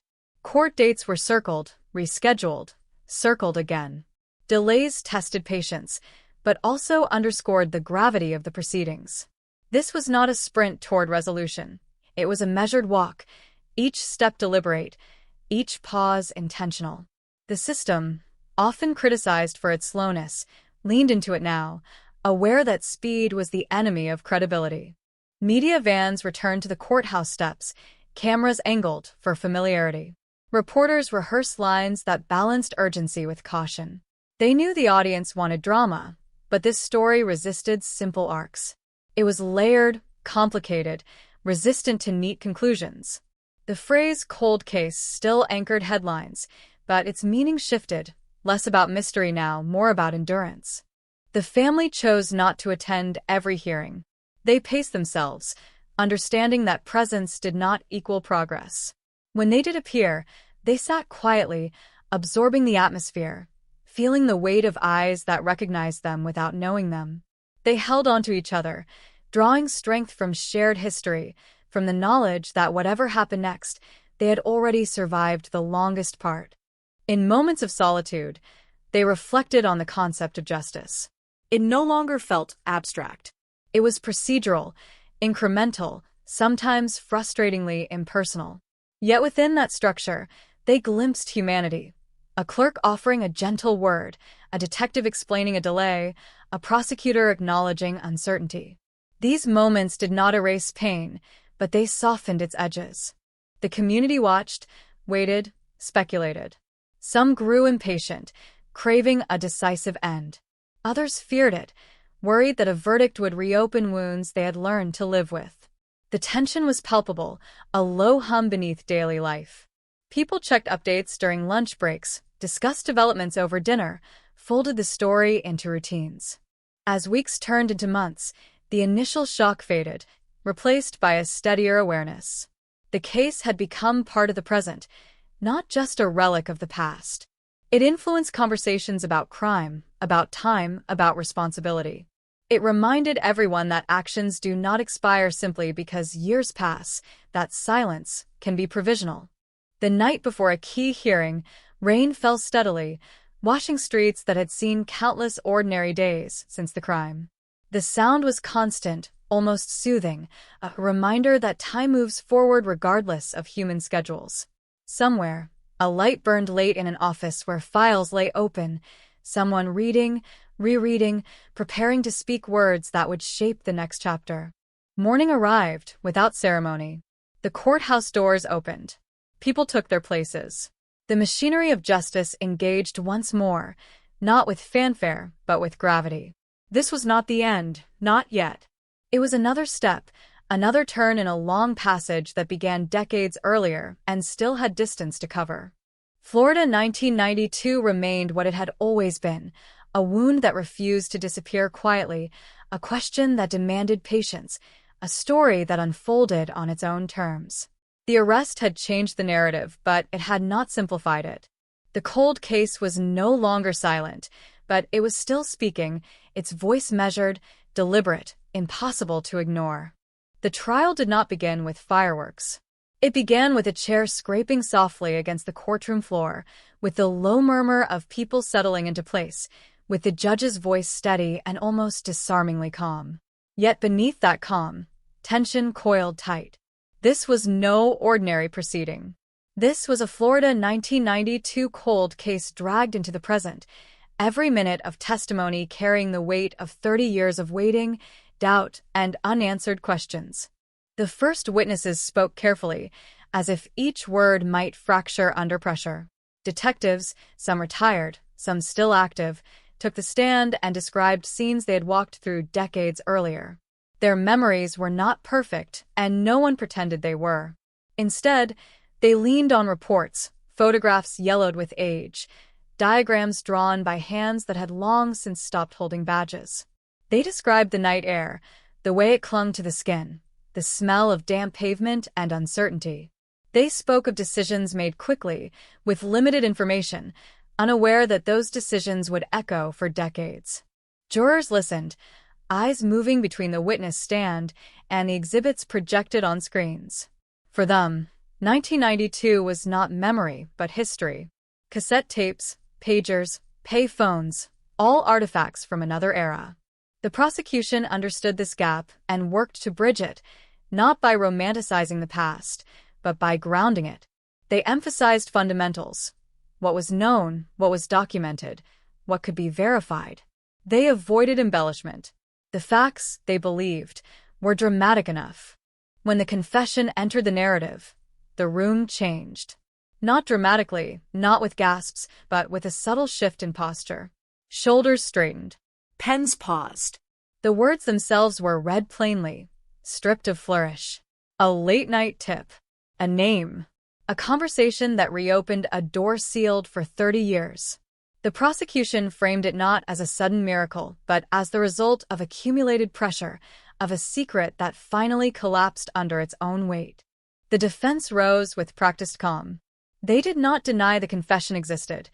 They questioned its reliability.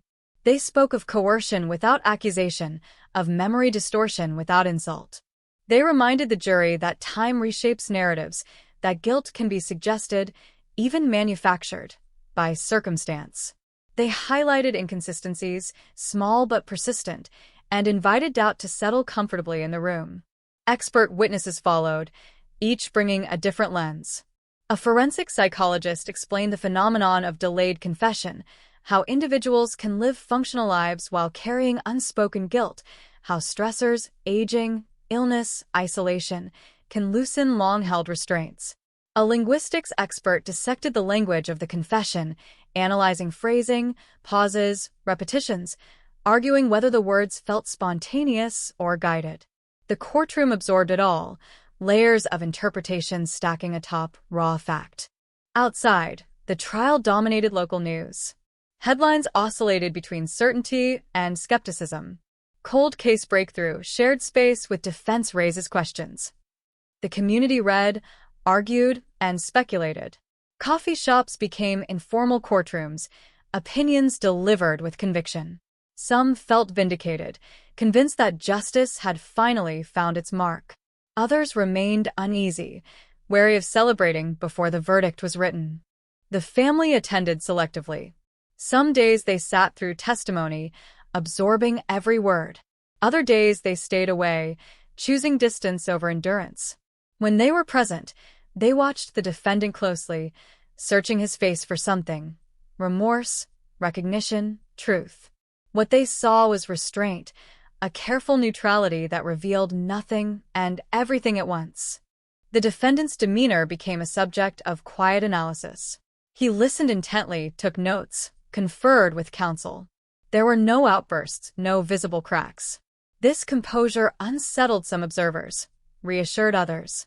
Was it the calm of innocence or the discipline of someone who had practiced silence for decades? The courtroom offered no answers, only interpretations. As the days stretched on, fatigue set in. Jurors shifted in their seats.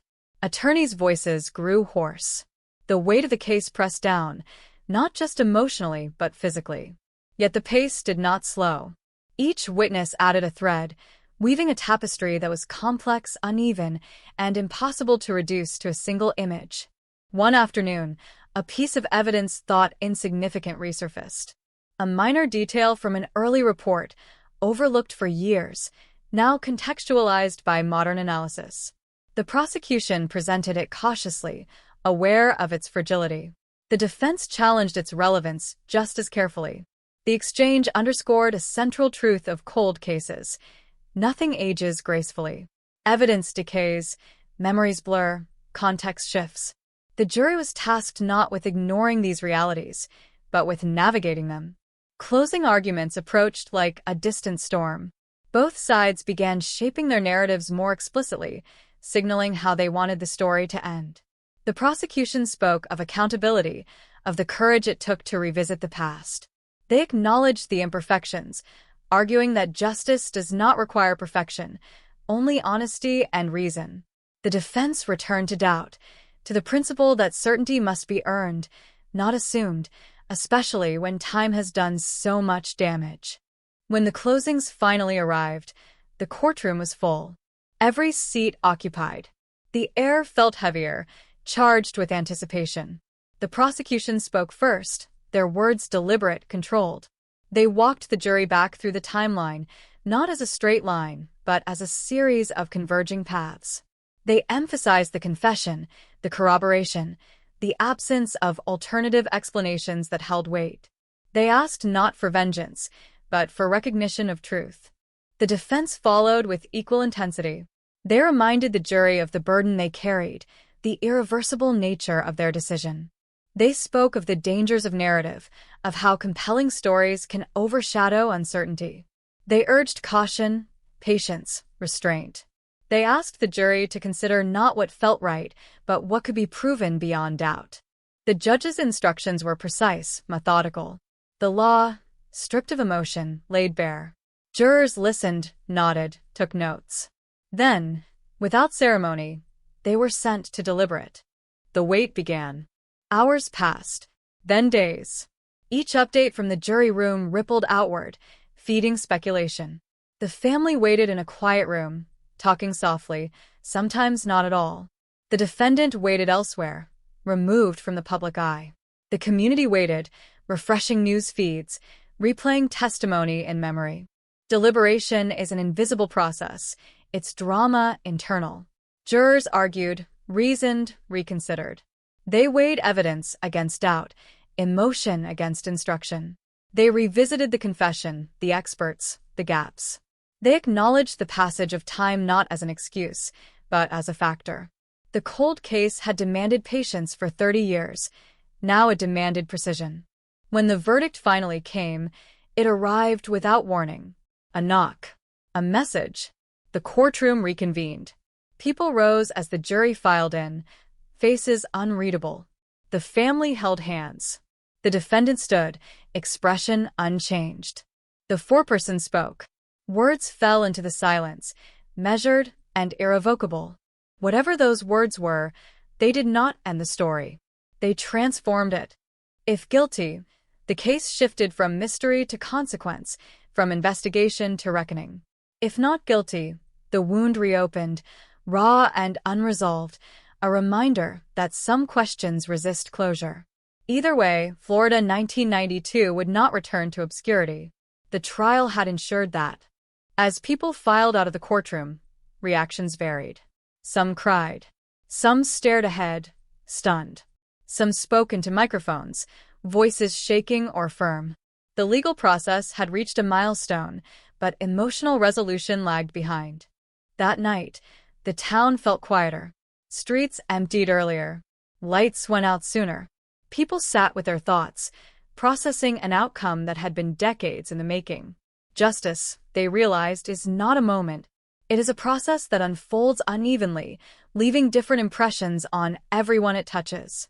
The cold case, once silent, had spoken loudly. But its echo lingered, reverberating through memories, systems, and lives. And even as the verdict settled into record books, the deeper questions about time, truth, and the cost of waiting remained unanswered, suspended, demanding reflection long after the courtroom doors closed. After the verdict, the town did not erupt the way television dramas promise. There were no cheers spilling into the street, no unified sense of closure. Instead, there was a pause, collective and uneasy, as if everyone was waiting for the ground to settle beneath their feet. The Florida 1992 cold case had reached a legal conclusion, but psychologically, emotionally, it had only shifted shape. What once lived as a question mark now existed as a heavy sentence, pressing differently on everyone who touched it. News vans stayed parked for days. Reporters filled airtime with analysis, replaying soundbites from the courtroom, slowing down phrases, dissecting expressions. Historic verdict, one headline read. Justice delayed, said another. The language varied, but the tone remained charged. This was no ordinary case. It was a reminder that the past is not passive. It waits. It watches. And sometimes, it returns without warning. The family faced cameras with visible restraint. Their words were careful, measured, shaped by years of learning how easily emotion can be misinterpreted. They spoke of gratitude, of exhaustion, of a long road finally reaching a visible signpost. But behind those statements lived something more complex. Relief, yes, but also grief freshly stirred, reopened by every detail dragged back into the light. Closure, they learned, is not a door that shuts. It is a room you learn to live in. The defendant was transferred quietly, without spectacle. No dramatique final glance, no show de declarações. Just the sound of chains, procedural and impersonal. For some observers, this silence was satisfying. For others, it felt incomplete. They had expected something more: remorse, anger, collapse. Instead, they got routine. And routine, after decades of suspense, felt unsettling. In the days that followed, attention turned backward again. Analysts revisited the original investigation with sharper scrutiny now that hindsight had teeth. Why was the evidence overlooked? Why did the tip take so long? Who missed what, and when? Former detectives were interviewed, their answers defensive but reflective. Policing in 1992 was different. They reminded viewers. Fewer tools, less data sharing, a different understanding of forensic potential. These explanations were factual, but they did not erase the frustration. Cold cases have a way of exposing institutional memory gaps. Systems change. People retire. Files migrate from shelves to servers, sometimes losing context along the way. The Florida case became a case study, cited in training seminars and conferences. Slides showed grainy photos, handwritten notes, timelines stretched across decades. Lessons were extracted carefully. Preserve everything, question assumptions, never underestimate the value of a single voice calling late at night. The tipster, anonymous by choice, became an invisible presence in the narrative. The person who made the call did not step forward, did not seek recognition. Their silence added another layer of mystery. Why now? What shifted after 30 years? Speculation flourished. Some said guilt by association. Others suggested fear fading with age. The truth remained locked inside a moment that had already passed. The community wrestled with its identity. For years, the case had been a whispered reference, a shared discomfort. Parents had warned children about certain streets, certain times of night, without fully explaining why. Now, the story was explicit, public, dissected. Younger residents learned details their parents had avoided. Older residents confronted memories they had learned to compartmentalize. The town, like the case, had been reopened. Support groups saw an influx, not just from the victim's family, but from others who had lived with unresolved loss. The trial had stirred dormant grief, reminding people that time does not heal everything.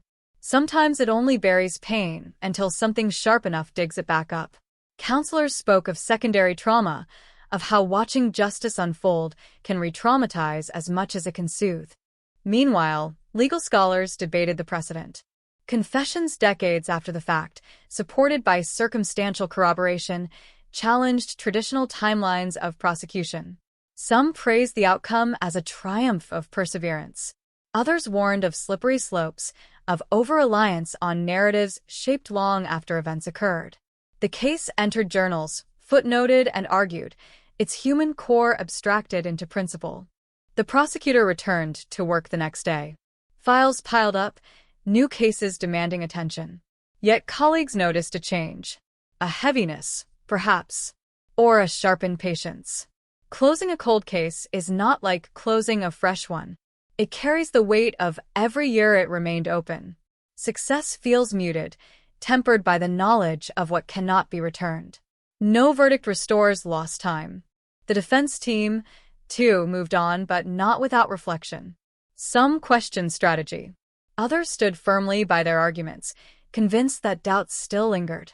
In private conversations, they acknowledged the emotional complexity of defending someone in such a case. Justice systems require advocacy on both sides, even when the narrative tilts heavily one way. It is a role that rarely earns gratitude. As weeks turned into months, the media cycle shifted. New stories emerged. New scandals, new tragedies. The Florida 1992 cold case faded from front pages, settling into archives. But for those closest to it, the story remained active, alive in daily routines. Anniversaries still hurt. Certain places still triggered memories. The verdict had changed context, not consequence. A memorial was updated quietly. No grand ceremony. Just a new plaque, a corrected date, an acknowledgement that the waiting had not been endless. People stopped by, left flowers, stood silently. Some had never known the victim personally, but felt compelled to witness the physical marker of resolution. The site became a place not just of mourning, but of contemplation. Law enforcement agencies elsewhere took note. Cold case units received renewed funding. Old boxes were reopened, dust brushed off evidence bags. The message was clear: time does not disqualify truth. Somewhere, in some forgotten file, answers might still be sleeping. The Florida case became a rallying point, cited in budget meetings and press conferences as proof that patience can pay off. Yet beneath the optimism ran a quieter current of caution. For every cold case solved, dozens remain frozen. For every confession, countless silences persist. The system can celebrate victories without ignoring its limits. The Florida story, dramatic as it was, did not promise universal redemption. It offered something smaller, more fragile: possibility. Late at night, when the town was quiet again, some residents found themselves replaying the story not as news, but as memory. They thought about where they were in 1992, what they were doing, who they were. The case had become a time machine, pulling personal histories into alignment with the public narrative. In that convergence, people found both clarity and discomfort. The cold case had been solved, yes. But solved does not mean finished. It means transformed. The questions that once asked who now asked how and why. How did so much time pass? Why did it take so long? And what does justice look like when it arrives late, changed by the years it traveled through? There were no simple answers. Only echoes. As the story receded from headlines, it remained etched in the collective consciousness, a reminder that the past is never as distant as it seems. That a phone call in the middle of the night can still alter the present. That silence can last decades and then break. The Florida 1992 cold case no longer belonged to the dark. But it did not belong entirely to the light either. It lived in the in-between, where truth and time intersect, leaving behind not certainty, but an enduring, uneasy awareness that some stories, once awakened, never truly go back to sleep. Years after the verdict, the Florida 1992 cold case continued to ripple outward in ways no one had predicted when the gavel first struck. The legal outcome had been sealed, archived, cited, but the psychological aftermath proved harder to contain. Justice had arrived late, and like anything delayed, it carried side effects. It changed how people remembered the past, how institutions evaluated themselves, how silence was interpreted when it lingered too long. In classrooms and lecture halls, the case was discussed not as sensational history but as anatomy. Professors dissected it frame by frame, asking students to consider what happens when time becomes both obstacle and evidence. They talked about degradation, of memory, of materials, of certainty. They talked about patience as a professional skill, about restraint as an ethical necessity. The Florida case became shorthand for a larger conversation. What does accountability look like when the clock refuses to cooperate? Former jurors carried the experience quietly. They were bound by law to silence about deliberations, but not about impact. Some spoke to therapists, describing dreams where timelines blurred, where faces from testimony appeared without names. Others returned to ordinary life with surprising speed, compartmentalizing the experience as one more civic duty fulfilled. Yet even among the composed, there was an undercurrent of awareness. They had participated in history, however localized, and history does not fade easily. The family marked time differently now. Birthdays and anniversaries felt altered, reframed by the knowledge that truth had finally been spoken aloud in a public forum. There was comfort in that, but also a strange sense of displacement. For decades, uncertainty had been a companion, painful but familiar. With it gone, space opened up, and space can be disorienting. Healing, they learned, is not linear. It advances, retreats, reshapes itself without warning. Cold case investigators elsewhere reached out, quietly at first. Emails arrived asking about process, about strategy, about the moment when forgotten evidence resurfaced. What made the difference? Was it technology? Persistence? Luck? The honest answer was unsatisfying. All of it and none of it alone. The Florida case resisted reduction. It succeeded not because of a single breakthrough, but because enough small elements aligned at once. That reality unsettled some policymakers. They wanted formulas, replicable models. Instead, they got cautionary tales. You can invest resources, refine methods, train personnel, but you cannot guarantee resolution. Cold cases do not operate on schedules. They respond to pressure, to chance, to human unpredictability. The Florida verdict offered hope, but not control.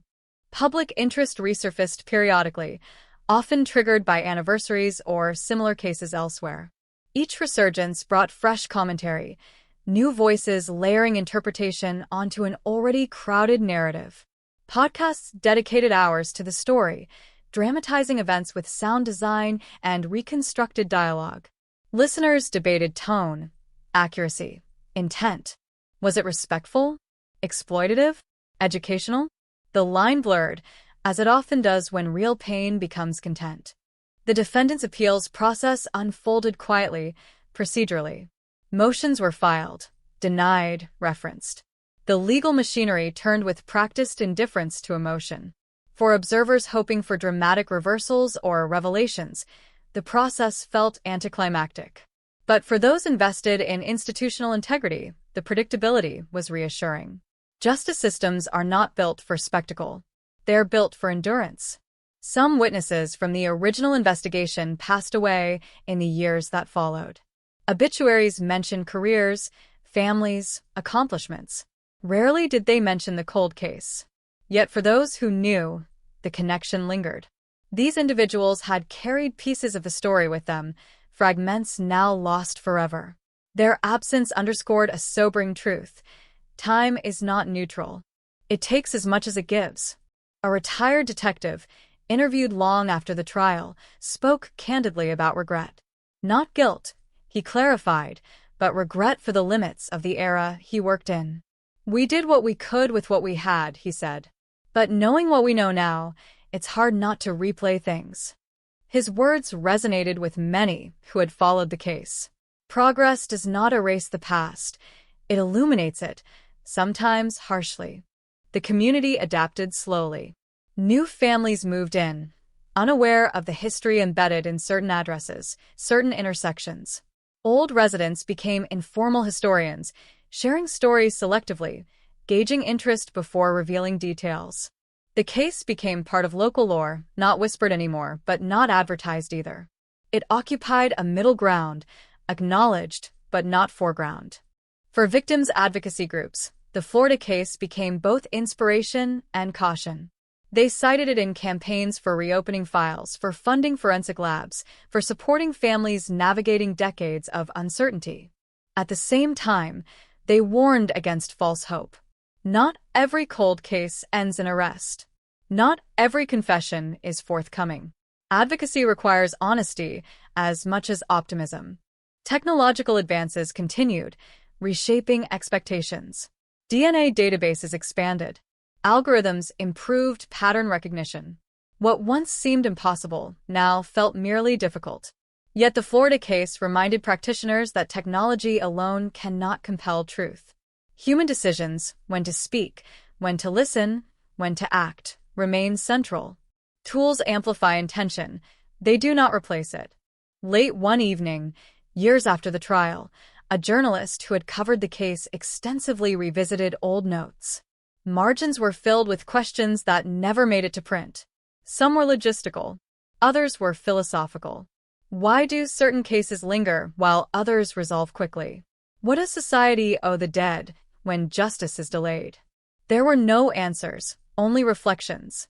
The journalist closed the notebook, aware that some stories never fully conclude, even when the courts say they have. The Florida 1992 cold case had entered a different phase of existence. No longer active investigation, no longer breaking news, it lived on as reference, as memory, as warning. It reminded people that silence can be temporary, that truth can surface long after it was buried. But it also reminded them that resolution does not erase damage. It contextualizes it. In quiet moments, some residents admitted a lingering unease. Not fear, exactly, but awareness. The knowledge that someone could live among them for decades, carrying a secret of that magnitude, unsettled assumptions about normalcy. It challenged the idea that evil announces itself clearly. Sometimes it blends in, waits, ages alongside everyone else. Yet there was also a countercurrent of resilience. The fact that the case had been solved at all, after so long, reinforced faith in persistence. Not blind faith, not naive optimism, but a tempered belief that effort matters even when outcomes are uncertain. That belief sustained investigators returning to dusty files, families refusing to forget, communities willing to reopen old wounds in pursuit of truth. As time continued its steady march forward, the Florida case settled into the long arc of history. It became one data point among many, one narrative in an ongoing conversation about crime, memory, and justice. But for those who lived it, who waited, who searched, who testified, it remained singular, irreplaceable. The cold case had been solved, but its lessons remained active, circulating quietly through institutions and individuals alike. They whispered reminders about patience and humility, about the cost of delay and the power of persistence. They lingered in the spaces between certainty and doubt, where most human stories reside. And somewhere, in that space, the echo of a late-night phone call still vibrated faintly, proof that even after decades of silence, a single voice can still change everything. Time did what it always does. It moved forward without regard for verdicts, without pausing for reflection, without asking whether anyone felt ready. The Florida 1992 cold case, once frozen in uncertainty, now traveled forward as a resolved fact, but facts age differently than questions. They harden, they settle, and in settling, they expose contours that were invisible when everything was still in motion. A decade on, the case returned to public conversation in quieter ways. Not through breaking news alerts or packed courtrooms, but through policy reviews, internal audits, and long meetings held behind closed doors. Law enforcement agencies revisited old protocols with the Florida file open on conference tables, its pages scanned and bookmarked. What delayed progress for so long? Where did procedure end and assumption begin? These were not accusatory discussions. They were surgical, precise, aimed at preventing repetition rather than assigning blame. Cold case units expanded across the state, staffed by investigators who had grown up hearing fragments of the Florida story. For them, it was not legend but warning. They approached aging files with a mixture of respect and skepticism, aware that time distorts narratives. Each box they opened carried the potential to disappoint, to mislead, or, rarely, to unlock something long buried. The Florida case hovered in the background like a benchmark, reminding them that patience must be matched with discipline. Families of other unresolved victims watched these developments closely. Some reached out, cautiously hopeful. Others remained distant, wary of reopening wounds without promise of progress. The Florida verdict had shown what was possible, but it had also revealed the emotional toll of revisiting trauma decades later. Closure, when it arrives late, demands payment in memories resurfaced and pain recontextualized. The original neighborhood where the crime occurred changed almost beyond recognition.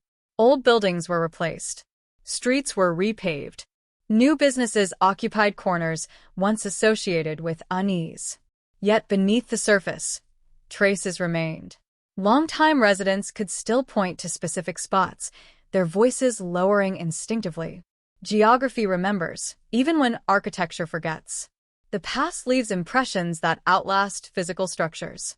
Younger generations encountered the case through documentaries and long-form articles, absorbing it as history rather than lived experience. They debated it online, analyzing motives and evidence with the distance of those untouched by its immediacy. For them, the Florida cold case was a narrative, compelling and tragic, but contained. Older residents reacted differently, often with discomfort. They knew how incomplete any retelling must be. They knew what it felt like to live in the uncertainty, not just study it. The victim's name became more visible over time, appearing in academic texts, advocacy campaigns, memorial events. Each mention served a dual purpose: remembrance, and education. The person at the center of the case was no longer just an abstract symbol of injustice delayed. They were restored piece by piece to individuality. Favorite songs, remembered habits, anecdotes shared by those who had known them before everything changed. This reclamation mattered. It shifted focus from crime to life interrupted. The convicted individual aged quietly within the system. Appeals exhausted, attention waned. For the public, interest faded. For the institution, the case became one among many. For the individual themselves, time compressed inward. Days marked by routine, years passing without milestones. The question of remorse, often debated in commentary, remained unanswered. Some silences cannot be interpreted reliably. They simply exist. Legal scholars continued to reference the case in discussions about delayed justice. They argued over standards of evidence, over the ethics of prosecution after long intervals, over the balance between closure and certainty. The Florida case resisted clean categorization. It did not resolve debates. It complicated them. It served as example and exception simultaneously, a reminder that real cases rarely align neatly with theoretical frameworks. Occasionally, a new detail resurfaced, a letter written long ago, a note from an investigator, an overlooked interview transcript. These fragments sparked brief flurries of interest, but none altered the outcome. Instead, they enriched the context, filling in margins of understanding. They reinforced the idea that truth is often cumulative, built slowly from imperfect parts rather than revealed in a single moment. The journalist who had followed the case from reopening to verdict eventually wrote a final piece, years later. Not an exposé, not a recap, a reflection.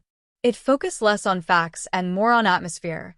The wait in the courtroom, the expressions no photograph captured, the pauses between answers. It asked readers to consider what it means to wait for justice longer than a generation, and whether the human psyche is built to endure that kind of suspension. The piece circulated modestly, quietly impactful. In training academies, instructors used the Florida case to emphasize humility. You will miss things, they told recruits. The goal is not perfection. It's awareness. They spoke about listening differently, about preserving materials even when their relevance is unclear, about documenting assumptions as carefully as evidence. The case became a teaching tool not because it was extraordinary, but because it was human. There were moments when the case resurfaced unexpectedly. A podcast host mentioned it in passing. A fictional series drew loose inspiration. Each time, those closest to the story felt a brief tightening, a reminder that their private grief had become public reference. Over time, they learned to navigate this exposure, to separate remembrance from re-experiencing. Distance helped, but it never fully insulated. The concept of a cold case itself evolved. Technology accelerated expectations. What once took decades now took years, sometimes months. Patience shortened. Pressure increased. The Florida case, born in an era of limited tools, became a measuring stick against which modern investigations were judged. Could this happen again? Possibly. Would it take as long? Ideally, no. Progress is not guaranteed, but it is demanded. Yet even with advancements, some truths remained constant. Crimes are committed by people. Investigations are conducted by people. And people are fallible, influenced by fear, bias, fatigue, hope. The Florida cold case did not resolve these realities. It highlighted them. It showed how systems absorb human error and how time magnifies its consequences. In quieter reflections, some residents acknowledged a subtle shift in their relationship with the past. The case had taught them that unresolved stories exert pressure, even when ignored. That silence accumulates weight. That eventually something gives. This understanding influenced how they approached other lingering questions in their lives, other avoided conversations. The lesson extended beyond crime. As the years stretched on, anniversaries passed with less public notice. No ceremonies. No headlines. Just dates on calendars that meant more to some than others. The cold case had settled into its final form, not as spectacle, not as mystery, but as memory. Memory with edges softened by time, but not erased. If there was a lasting legacy, it was not the arrest or even the verdict. It was the reminder that truth can survive neglect. That evidence, however quiet, retains potential. That voices silenced by fear or doubt may eventually speak, even if it takes decades. These were not guarantees. They were possibilities, fragile but real. The Florida 1992 cold case no longer demanded attention. It invited contemplation. It asked what society owes the past, how much patience justice requires, and whether resolution, when it finally arrives, is something we recognize immediately or only understand years later. Time continued forward, indifferent but revealing. And somewhere within that forward motion, the case remained, a fixed point, a cautionary echo, proof that even when answers arrive late, they still matter, shaping the present in ways that are subtle, enduring, and impossible to fully measure.